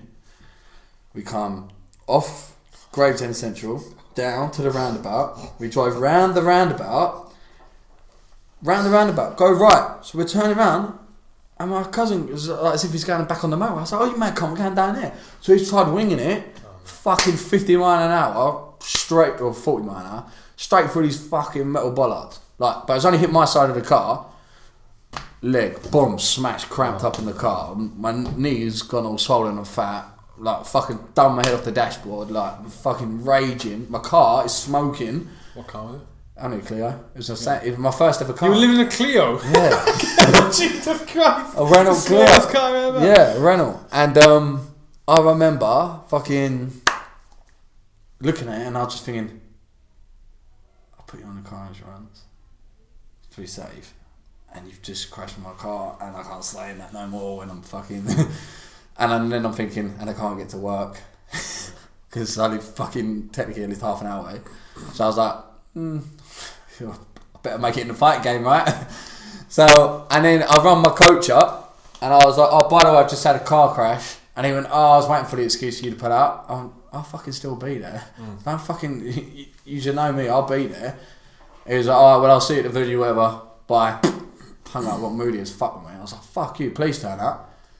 They're like, I said, listen, mate, I've got to hurry up, mate. Can you just put tape around it? We're going, I've got a fight to get to. And they were like, listen, I could pick apart this car. I said, I don't give a fuck. I just said that attitude. The coppers, the police officers were just being dicks, going, oh, that's a bold tire. And I was like, whatever, then deal with it, give me points. I really don't give a fuck, I need to go. End up leaving, got to the venue, fucking, my fight was pretty much there. I walked in, my coach was like, fucking call this, like, probably is my shittest fucking relationship we had right now, because he hated me. Brazilian, he's like old school, you train hard and all that, and I didn't train for the fight. And then I was going to look, and my knee was like a fucking balloon now, and I showed him the picture of the car. I said, I'm not lying, my car's fucked. He went, alright, come on, we got to go have a fight.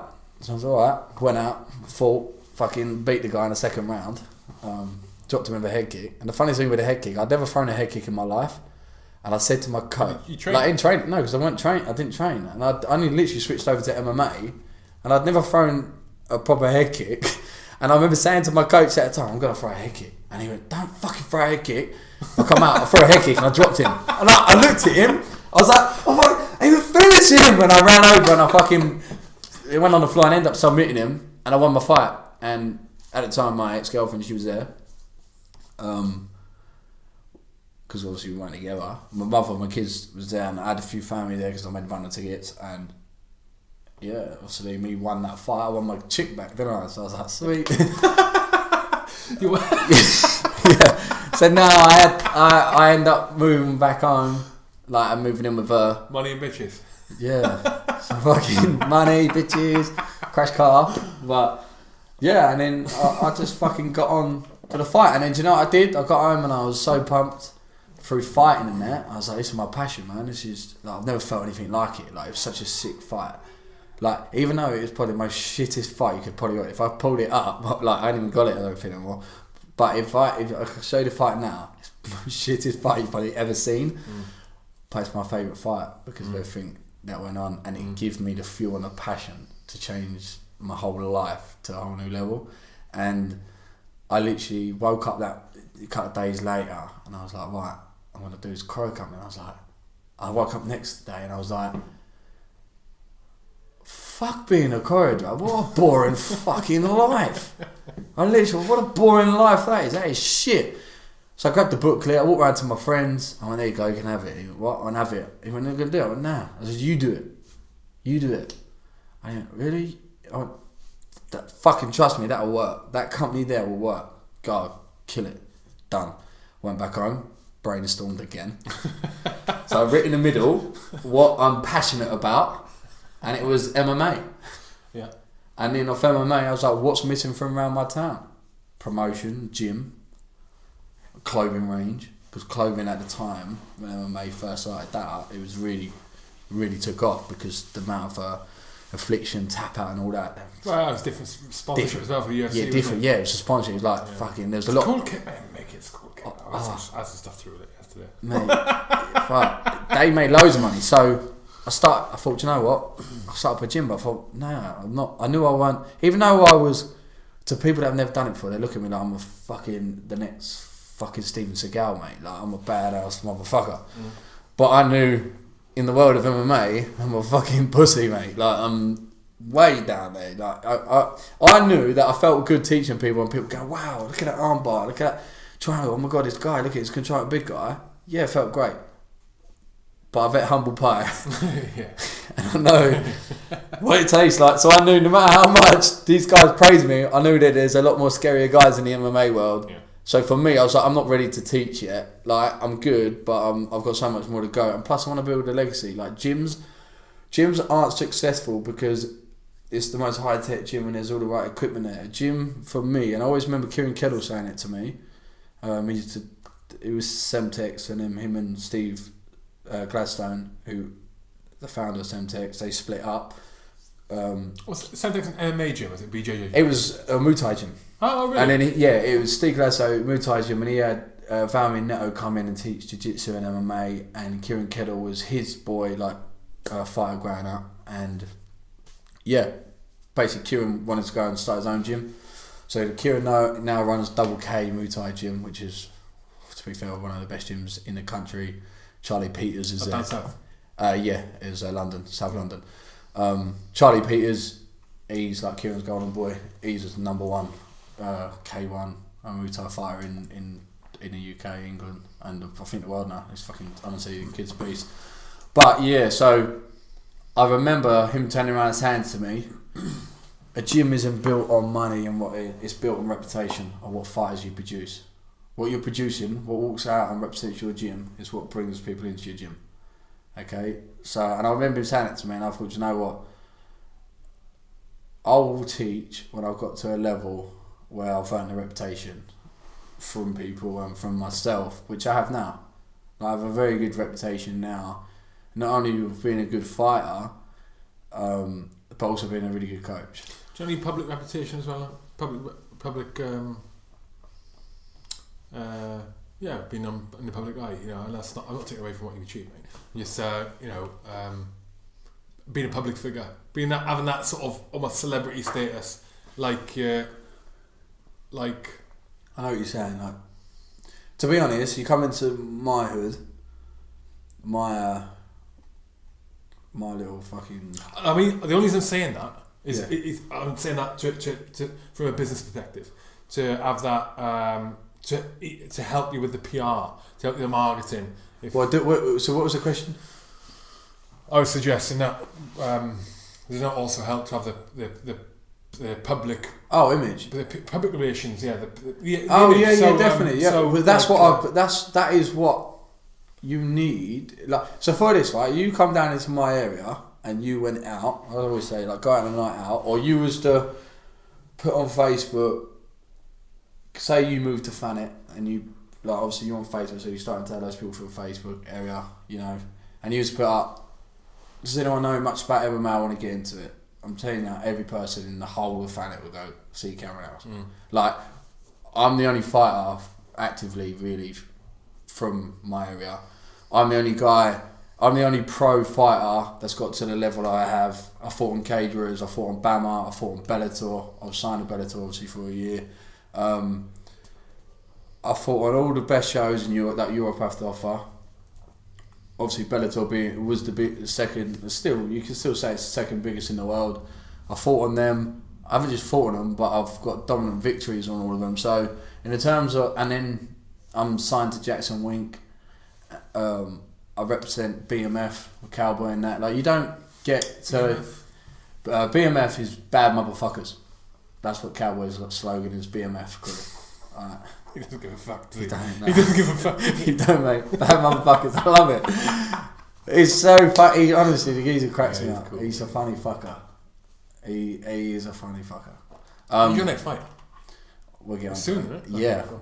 So, yeah, I've done all that. Like, and I'm out at Jacksonwink, and I proved it. Like, don't be funny. You go out to Jacksonwink, I'm on the victory wall. There's me with my arms. I've got my photo up there.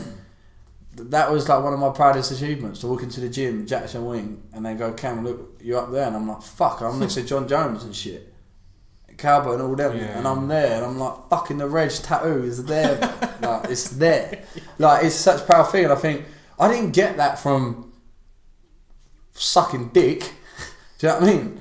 Mm-hmm. Licking people's arse and that. I got that from my hard work and my talent and my ability and what I'm good at, and I think because I've built up this reputation now, and I haven't built it up from getting given it. I've been given nothing in my life, nothing. I've worked my bollocks off. Like, from me coming out of the army, to me going in the army, I've never been handed anything in my life. Everything I've gone out and worked hard for. And it's funny you say that. I put up a post on Instagram and I said, I let them all talk shit. Everything I've worked hard for has come from hard work, dedication, and persistence. And I'll like they all look back and go, look what he's got, and they all talk shit about it, but that's where it comes from. One handed from my dad, my family. I was brought up on a council estate. Fucking people used to get knocked at my door. My old man, we used to jump over the fucking back fence because he ain't meant to be there because we're fucking claiming. Do you know what I mean? Like, I lived on a rough estate, a little shitty estate, and my best friend lived in a fucking big house just round the corner up the road. And so I just think, like, now I've got to the point where, and then also you got to think, like, I cornered Tyson Pedro in his last fight. My first ever time cornering someone in the UFC, and I'm cornering Tyson Pedro against OSP in the co-main event in Singapore. Like, I didn't get that through luck. I got that through my ability and what I know and what I do. One thing I am very good at, I'm good at breaking down fights. I believe that I can break down every fighter. Explain what you mean. So I will look at a fight. For example, well, we got Shogun coming up, right? So Tyson's fighting Shogun in Andalay. I don't know yet if I'm cornering him. Probably will be. I don't know. But regardless, he's my mate, so I'll help him out. But yeah, so I will study the last 10 fights of Shogun. And I'll study on how he loses and how he wins, what he does well, what he don't, and I'll break it down and I'll put together a game plan and say, these are what we're going to do. My way of thinking now with the fight game is trying to think where the fight game is going to be in 5 years' time. Mm-hmm. I don't look right now and think what we're doing now. I look 5 years ahead. So if someone's good at wrestling, for example, let's say Khabib, he's going to take down McGregor. Mm-hmm. It's fact. Mm-hmm. So what should we do? Should we have McGregor? Saturday, yeah, I can't wait. Should we have McGregor try and defend Khabib's takedowns for the first 2 rounds, 3 rounds, and fight? Listen, and fight them off. Think how tired you're gonna get, or shall we go with the flow? Khabib hits a takedown. I'm gonna go with it because the element of surprise is Khabib thinks he's gonna hit McGregor with a takedown. McGregor's gonna resist. Then the fight. So let's not resist. Let's use his momentum. The only thing with that, though, I thought about this for McGregor. The only thing about this, though, right, and you fucking know this, being a BJJ ninja, is that it's such a short amount of time for Conor McGregor to get such a high skill, level of skill he has to get on the ground to compete with Nurmagomedov. Exactly that. Yeah, it's too short. And this is his downfall. Right? Yeah, and exactly this, right? Yeah. The amount of years Khabib's put into wrestling, Sambo wrestling, that right? Mm-hmm. McGregor can spend the next 2 years of training wrestling every day, and them two can go out and wrestle. McGregor's losing. He's getting taken down. So, for me, it's about reserving energy. And reserving energy is not resisting, but moving, flowing. Flow with it. Brace it. That's what you just do. What McGregor can do, he can keep moving and keep wriggling out and keep protecting and keep moving because Khabib does tire down. So, anyway, is it morphology? Is that a word? It depends what you're going to say. Say what you're going to say. Morphology meaning on how I break something down, on my intake, on my solution to say. What's the word I'm looking for? That sounded fucking cool. Shit. My mythology? No, not mythology. It's not mythology. Mate. Something. But anyway, philosophy. No. Yeah. My theory on breaking down fights, let's go with that. Yeah, is completely different to how anyone's doing it at the minute. I've worked with another good friend of mine, good fighter, Joby Sanchez. When I first got to Jacksonwink, I met Joby Sanchez. He was in the UFC, right? The guy didn't have no jiu-jitsu. Good striker, good scrambling, but didn't really have a jiu-jitsu game where he felt confident enough. I'll submit the fucker on the floor, I'll beat him up. Didn't have it. But, because stand-up, got signed to the UFC, young age, took the opportunity, ended up getting cut from the UFC because he lost 2 fights out. So he got a 4-fight contract, stepped up, fucking literally, a few weeks' notice, I fought Wilson Reyes in the flyweight division, right? Who are you on about? Joby Sanchez. Yeah, you're on about him, yeah, sorry. Okay. Joby Sanchez went 3 rounds with Wilson Reyes, who's fought for the title now. Went 3 rounds with him. Then he fought his second fight, beat the kid, and it was arguable to be fight of the night, but because there was bigger fights on the card, he didn't get it. Then he was scheduled to fight some other lad who I was training with him for, and then the lad pulled out. They changed his opponent last minute, and the lad knocked Joby out. Then the UFC cut him. And I fucking hate that about the UFC, because I'm like, this kid's 22, 23 at the time. What was the reason? He lost it.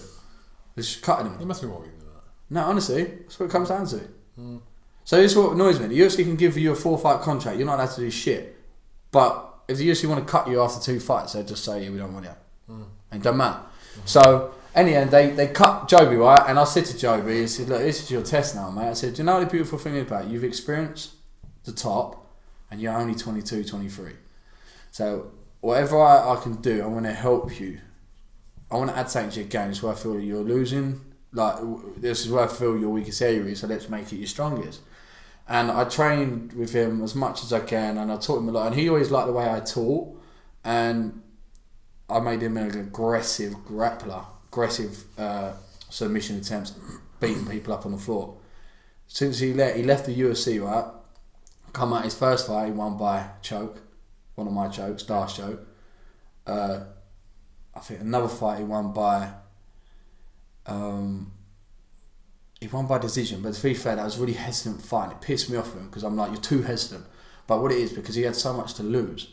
Everyone wants to beat him because there's their ticket to the UFC. Well, he don't want to lose because then he goes back further. So he won that fight, and then he got called up to the Contender Series, Dana White Contender Series. Oh, yeah. You win that, you can get a contract from the UFC. He got given a fighter, and I cornered him in it, right? And I worked with him the whole fight camp up to it. And what we drilled, and I'm not kidding you, you say this, yeah? I'll pick out the basic shit to drill, and we drill it consistently. Like Bruce, is it Bruce who said one? Drill 1,000 kicks, or drill 1 kick 1,000 times, right? Yeah. So we done that, and the fight we warmed up, we trained. He come out and he smashed the guy. Everything I said, he was doing it, and it was beautiful. It was like the most easiest fight I've ever cornered, and he didn't get the contract because other people got knockouts on the night, so Dana White gave him them. But then Dana White said to him, "We're going to give him another chance," and he come back and I cornered him again, and he dominated the guy. I think I said he did, and he smashed it. And now he got signed back to the UFC. Oh, was he? Oh, yeah, so after like 2 years being out there, and I'm not just saying it's purely my work, because it ain't. There's other instructors there who's had a good influence on him and helped him.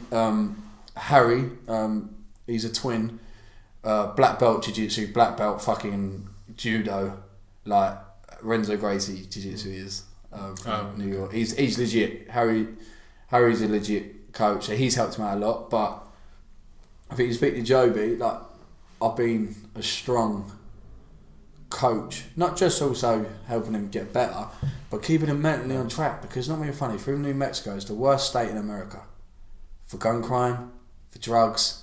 Like, most people are on fucking meth there. That's where Breaking Bad was filmed. Like, it's proper dog shit city.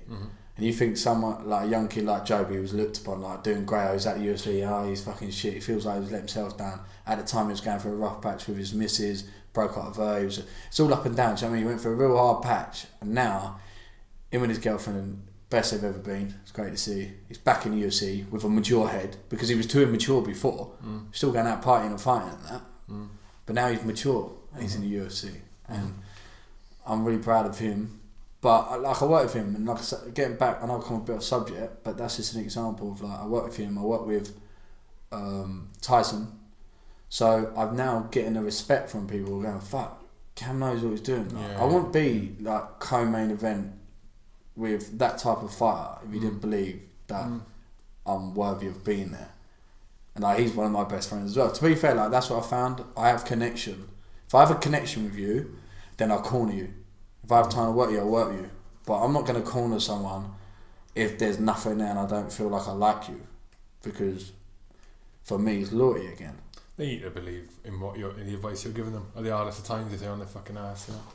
Because if they don't trust you, don't trust them, there's like a connection. They're going to listen to you, and then they're more likely they're going to leave. But I think so. That's what's happened. I've built up this reputation now in my hometown and everywhere, and everyone. Killacam, my show, my promotion, smashing it. Everyone knows it's a really good fucking show, and it is. And the reason why? So now rewind, brainstorm. MMA's in the middle. I draw my lines off. I went MMA gym, promotion, fight wear. I thought I'm not gonna do the gym obviously because I ain't got experience. I'll do the promotion because that's the money maker. That's the big fucking goal.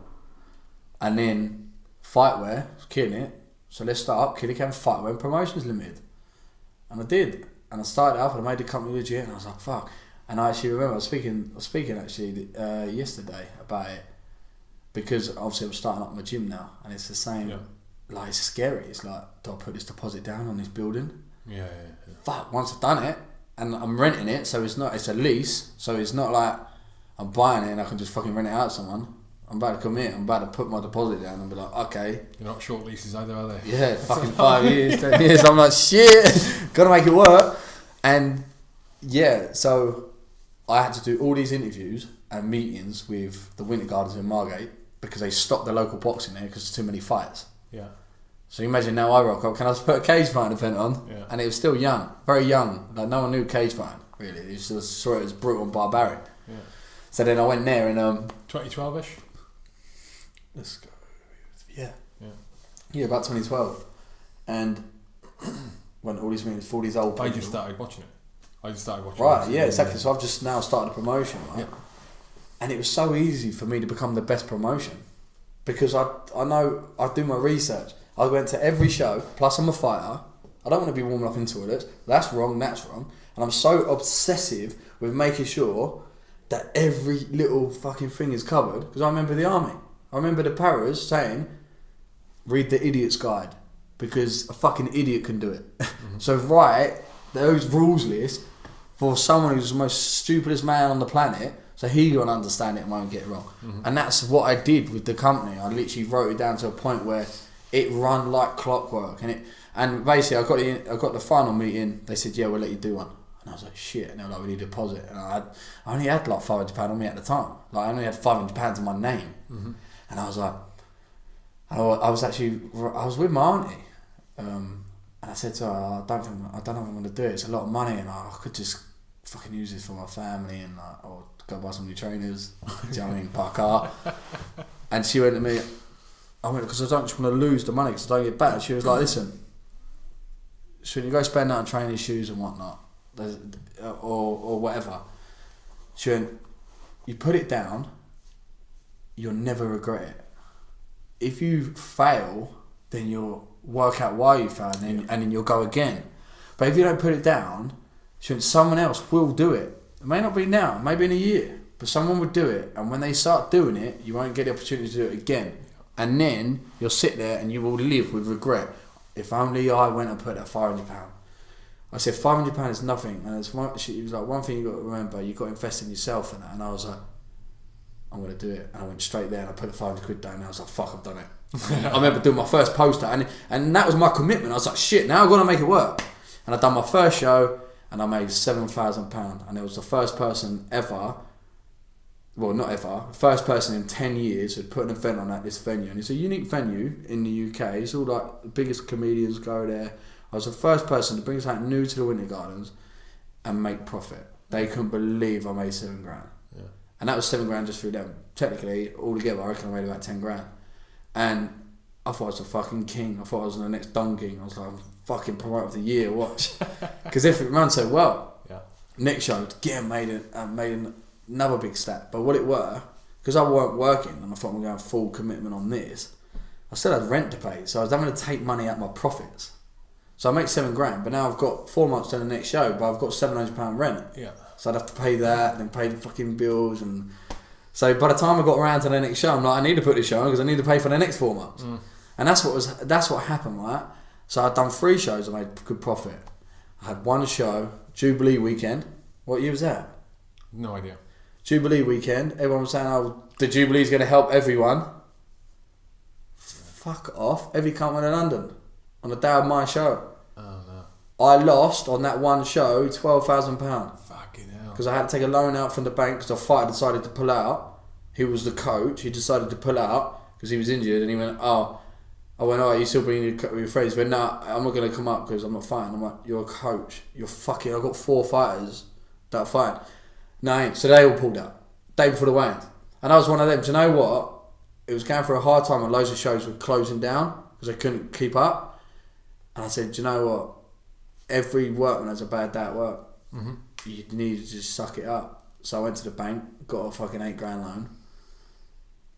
Had to overpay people to come in and step in on a day's notice, just to make sure that these guys that have trained their bollocks off for 8 weeks, made their money, spent their money on training, dieting, and all that. They've done it for a reason, and I weren't going to turn my back on them. Again, it comes back to me being loyal to them because I'm a fighter myself, and I had a deal with you. You signed up for my show, so let me tell you something. If I will try all options and get people in. It costs me money. But I'll try it. I won't not try it and just go, "Sorry, 4 fighters pulled out. Mm-hmm. Yeah, it cost me $7,000 to put a show on now and I'm going to lose money. No, fuck you. No, it's not fair." And I put it on and I lost the money, and then I was like, fuck. So then I had to take like a year out from it. But then on that year out, I didn't give up on it. I just put down everything on why it went wrong. Again, to make a good company, you need to find the solution to your problems, and I did that. I identified the problems, come up with the solutions. I've come back and I've done well since. I make profit, and on my shows, I'm on my 15th show now. Are you really? Yeah. Fucking hell! Didn't realise they've gone that many. You should come to this one, November 3rd. If you're in, come down. Mate, I am somewhere. I will not be in the UK. I'll tell you after. Because it's for this. Shit, November 3rd. But yeah, next one, March 30th. But I always let you know anyway, but come down here. I can't march. Brilliant night. Jack Marshall comes down. I thought I was following you on Facebook. Yeah, 15 shows I've done now. Jackson was coming, but he's jacked. But then he said he was coming in here, and then he went dark on me, and that was 2 days later, the Madison Square Gardens fight got announced. Yeah, he's on that, hasn't he? But yeah, so, and now I do well with the shows, and I've got it to a point where it's managed. Like, a lot of people think, like, the funny thing is, but someone like tried having a pop at me the other day on Facebook and was like, "Oh yeah, it's people like us. You ain't got a normal job. You just live the life going all these places and all that. People like us pay for you." I was like, "Motherfucker, listen.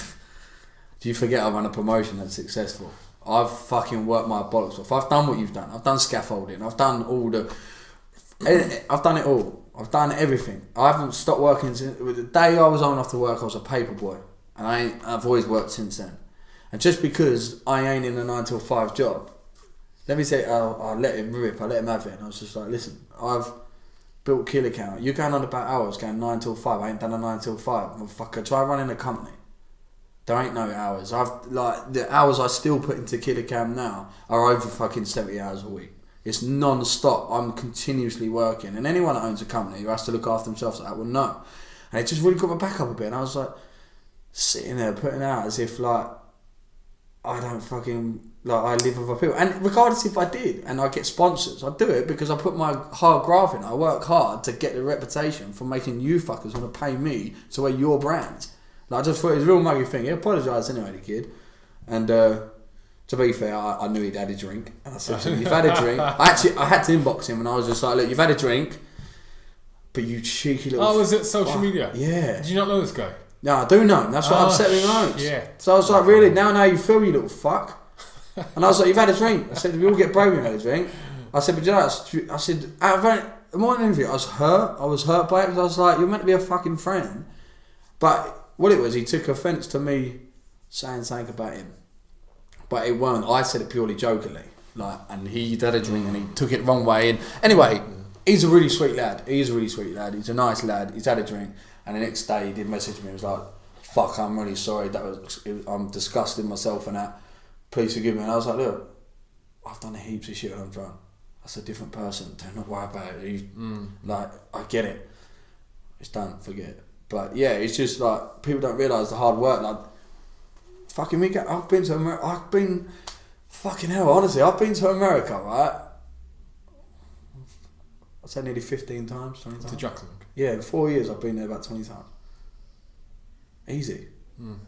That's money. That's a lot of money. Sponsors, everyone thinks I fucking get sponsored. Fuck, it costs $3-4 grand a trip. That's money from Killacam. And people say, why? Because another coach, Kieran Kettle, said to me, Cam, you're only as good as the investment you invest in yourself. Why would I want to invest in you when you're not going to invest in yourself? So I did, and I thought, you know, no one's going to believe in you until you believe in yourself. That's like one of my slogans I always say, believe in yourself, believe in your future. Once you believe in yourself, the people will believe in you.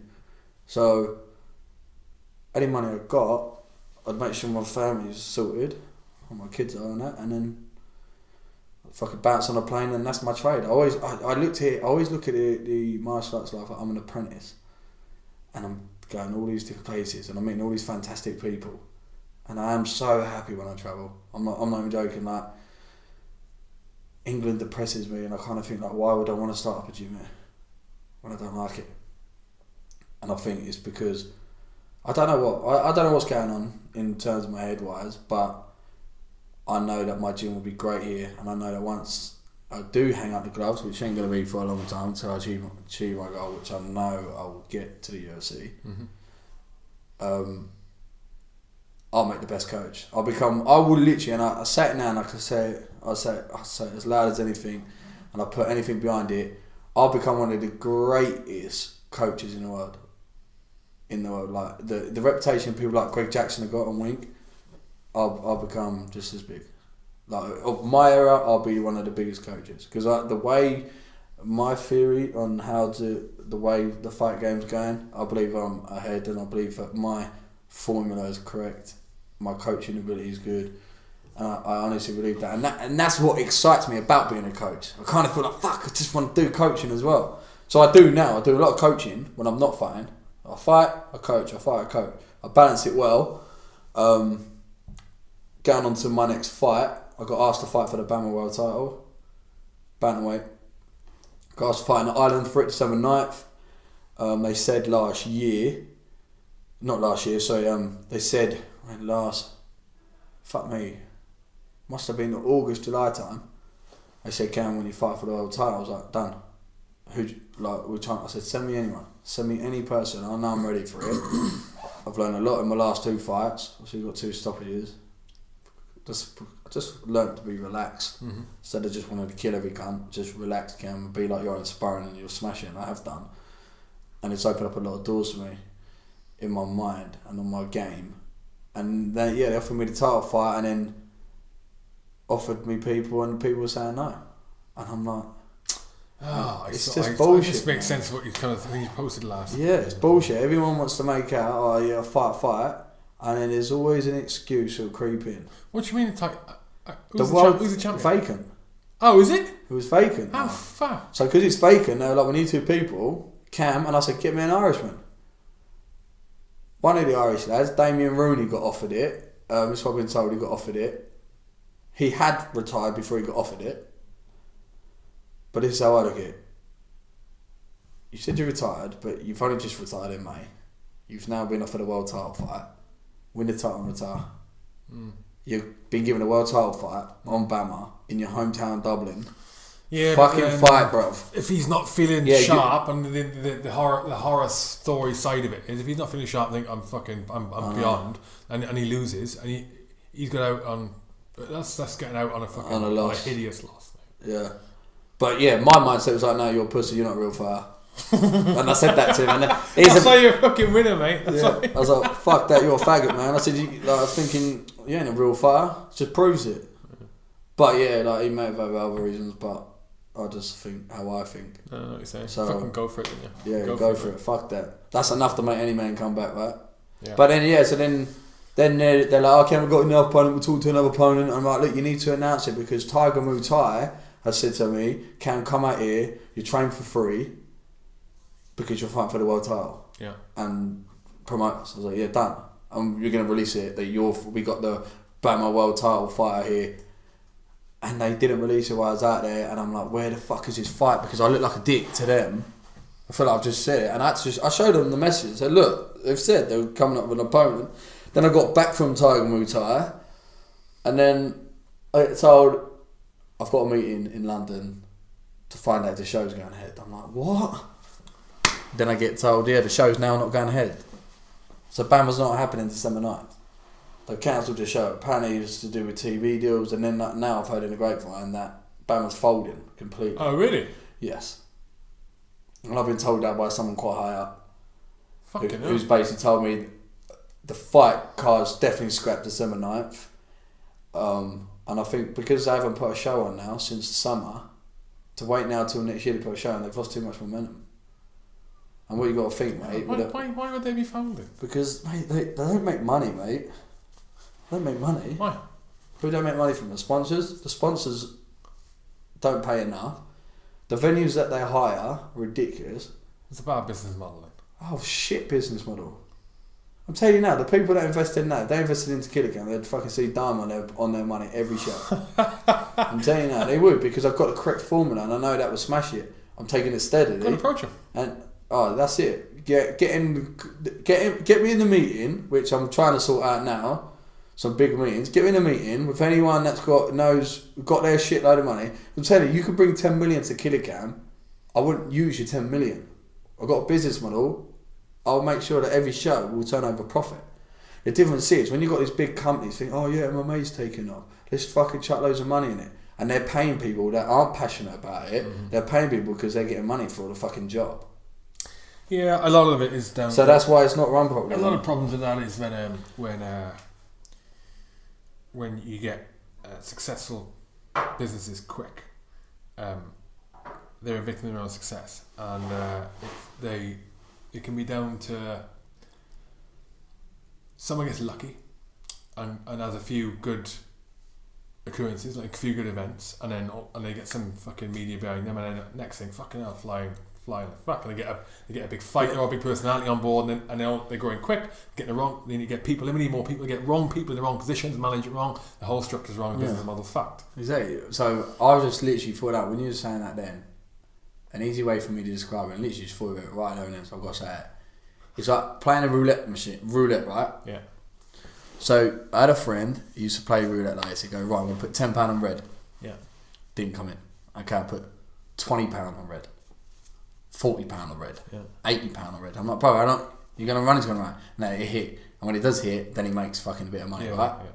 So putting on a show, they go, right, we're up 10 million in because we got fucking 500 million in the bank. When you keep doing it, until finally we get a big fucking sponsor, and then it goes bang, we've made our money. But the difference is MMA's already is so, even though MMA is kind of big, it's so small. It's so in the UK it's tiny. In America it's big, but Bellator, UFC main one, they're the big fuckers. Like they're the one killing the sponsorships and all that. Like, it'll change when the UFC manage to put on fights that are fucking more fights at a UK time, shown in UK time, to start changing. Or when another promotion does. That's a big problem at the minute. Right? People don't know about UFC is, mate, you have to sit up until 2, 3 o'clock, 4 o'clock in the morning, until 6 in the morning, and watch the big fights. Look what's happening Saturday. Well, that's obviously similar with the boxing, isn't it? That's why they want to keep AJ here, because we finally have pull-in rights where we can change the landscape of boxing. We've got AJ, right, which is the biggest UK boxer. He's arguably becoming the biggest boxer in the world, and the best thing that AJ's done is not take the fight and let fucking Tyson Fury take the fight, because regardless of how big that'll be, still now the biggest fight to make is the winner to fight AJ. And it will be on UK soil because all the Americans want to watch it, and it will be the biggest gate probably that a UK bred fighter in the UK at UK time, 10 a.m. 10 p.m. Yeah. Like to have people up in America, fucking. Mind you, in America they're 6 hours behind, so it's always good for them. They're watching the day. Do you know what I mean? It's not a problem. I don't.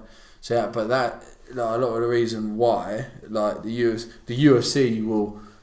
I remember the UFC Manchester. They did it at like 1 a.m. Yeah, fucked up. Yeah, because they wanted it to be in. They wanted it to be in America at 9 p.m. Yeah. So they made the English fucking go at like fight at 1, 2 a.m. The main card started like 1 a.m. in England. How can you do that? Maybe we're going to start fucking around myself. Yeah. What do you want to end on? So you're basically waiting on a fight now? Yeah, so my story is this. I'm in a shit situation, right? Because I planned for the December 9th to fight on Bamma. So my theory was, I've got a grappling match end of this month. Where? Aldershot. Oh, have you really? Yeah, grapple battle. On there, fighting Ashley Grimshaw in a grappling match, no gi, 10 minutes. He's black belt, I'm brown belt. 10 minutes submission only. Mm-hmm. That should be good. I've gone up in weight. Is that like a bit like the Meta Morris kind of? Yeah. So I've gone up in weight, fighting at 73. I'm at 68 now. But I know he finds it hard to cut. Mm-hmm. But for me, he's grappling. But it's just grapple. So yeah, I've got that. And then it was do Killacam the week after. November 3rd. And then November 4th, fly back to Jackson's or wherever. Like, it meant Tiger for the time being or whatever. But fly, do my camp, and then so what I was technically going to do, I was going to go wherever Tyson wanted to go. It was probably at the time we was talking about going to America because Tyson's fighting December 2nd. Mm-hmm. So we're training together there. Then I was going to fly to Australia, corner Tyson, and then me and him were going to fly to Ireland. Mm-hmm. Then me fight. Perfect. But now they pulled the card. So now I'm like, shit, I've got to find another fight. But I can't take a fight like mid-November because I'm not going to have a camp properly. Because I'm here. And I've got Killacam. Mm-hmm. So technically, the only fight I'm going to maybe try and get on Cagewarriors, December 8th against a Welshman. Is Kev fighting? Nah, he's not. Oh, well, not that I've heard of. They've just released it today that they're doing December 8th in Wales. That's a possibility for me to fight because now it's just timing. You know what I mean? I planned it for that. Yeah. I need it around the 8th or the 9th. So that means I can still train, corner Tyson if need be, and fight. But I got offered a fight in October. I can't.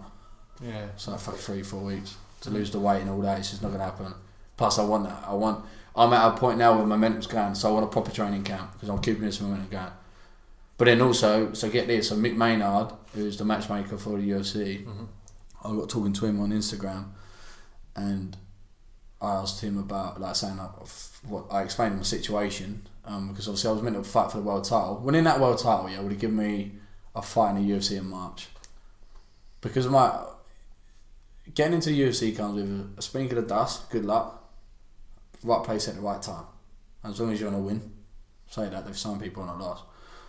But as long as you're going to win and you're around the right people, they give you the opportunity and you're branded. Mm-hmm. I can be branded, fucking easy. I'm a fucking paratrooper. Not only that, I always get told... Gobshite. Yeah, gobshite. Good, fucking good looking. Let's not push the boat here.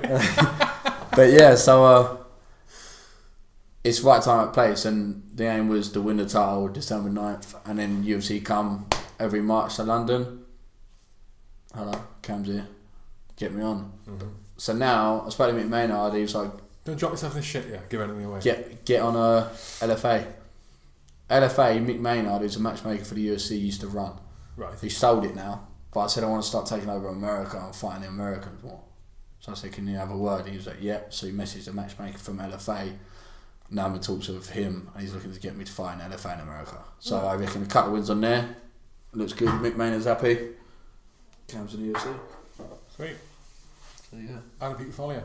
How do people follow your journey, mate? Instagram is the biggest market tool. Because you wouldn't give your fucking number earlier.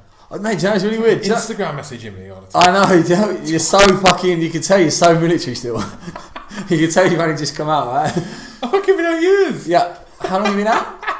I got out a year after you. Oh, fuck. Yeah, exactly. Yeah, but you still stayed in the military work industry, right? So me, I'm just like, we're fucking, like, if I'm texting you, I'm texting there, so I just fucking reply. Yeah, but on Instagram, I don't get notifications. Yeah, to be fair, I don't get them either. Yeah. But yeah, then I realise. Voice messages. So I do WhatsApp, a voice message. Yeah, I'm always voice messaging, yeah. But yeah. Anyway, it's Killacam on Instagram, isn't it? No. Instagram is Cam Cheetah MMA, so that's CAMCHIDA. It's the only cam cheetah in the world. That's what I found out, by the way. What do you mean? There's no one in the world with the name Cam Cheetah. Why did you not just have Cam Cheetah then? Because I put MMA because it's just fighting, isn't it? Fighting. But I can't just have Cam Cheetah. Not anymore, mate. So I'm gonna, oh no, that was it. Because I'm snapping. But how good's that, mate? So I'm nicknamed Cam Cheetah, and people are like, mate. It's unique. Like, there's no one got it. There's no one in the world. Is it like a little shout out to Leoto Machida or something? Yeah. So basically, what it is He's got the alias name in the world, by the way. Leoto Machida. Yeah, the dragon. Cool, the dragon. Yeah. But yeah, I fucking loved him, man. And I got to train with him. I lived with out in Brazil. Did you? Fuck yeah, I ain't told you that yet. It's so much more. Yeah, I need fucking a day on me, bro. Done a lot, but yeah. Cam Cheetah, MMA, Twitter, Facebook, it's just Cam and Else. That's from my fan page on Facebook. But Instagram, Cam Cheetah, MMA, and Twitter's the same. Okay. Done. Sweet. Oh, fuck, I got Vegas.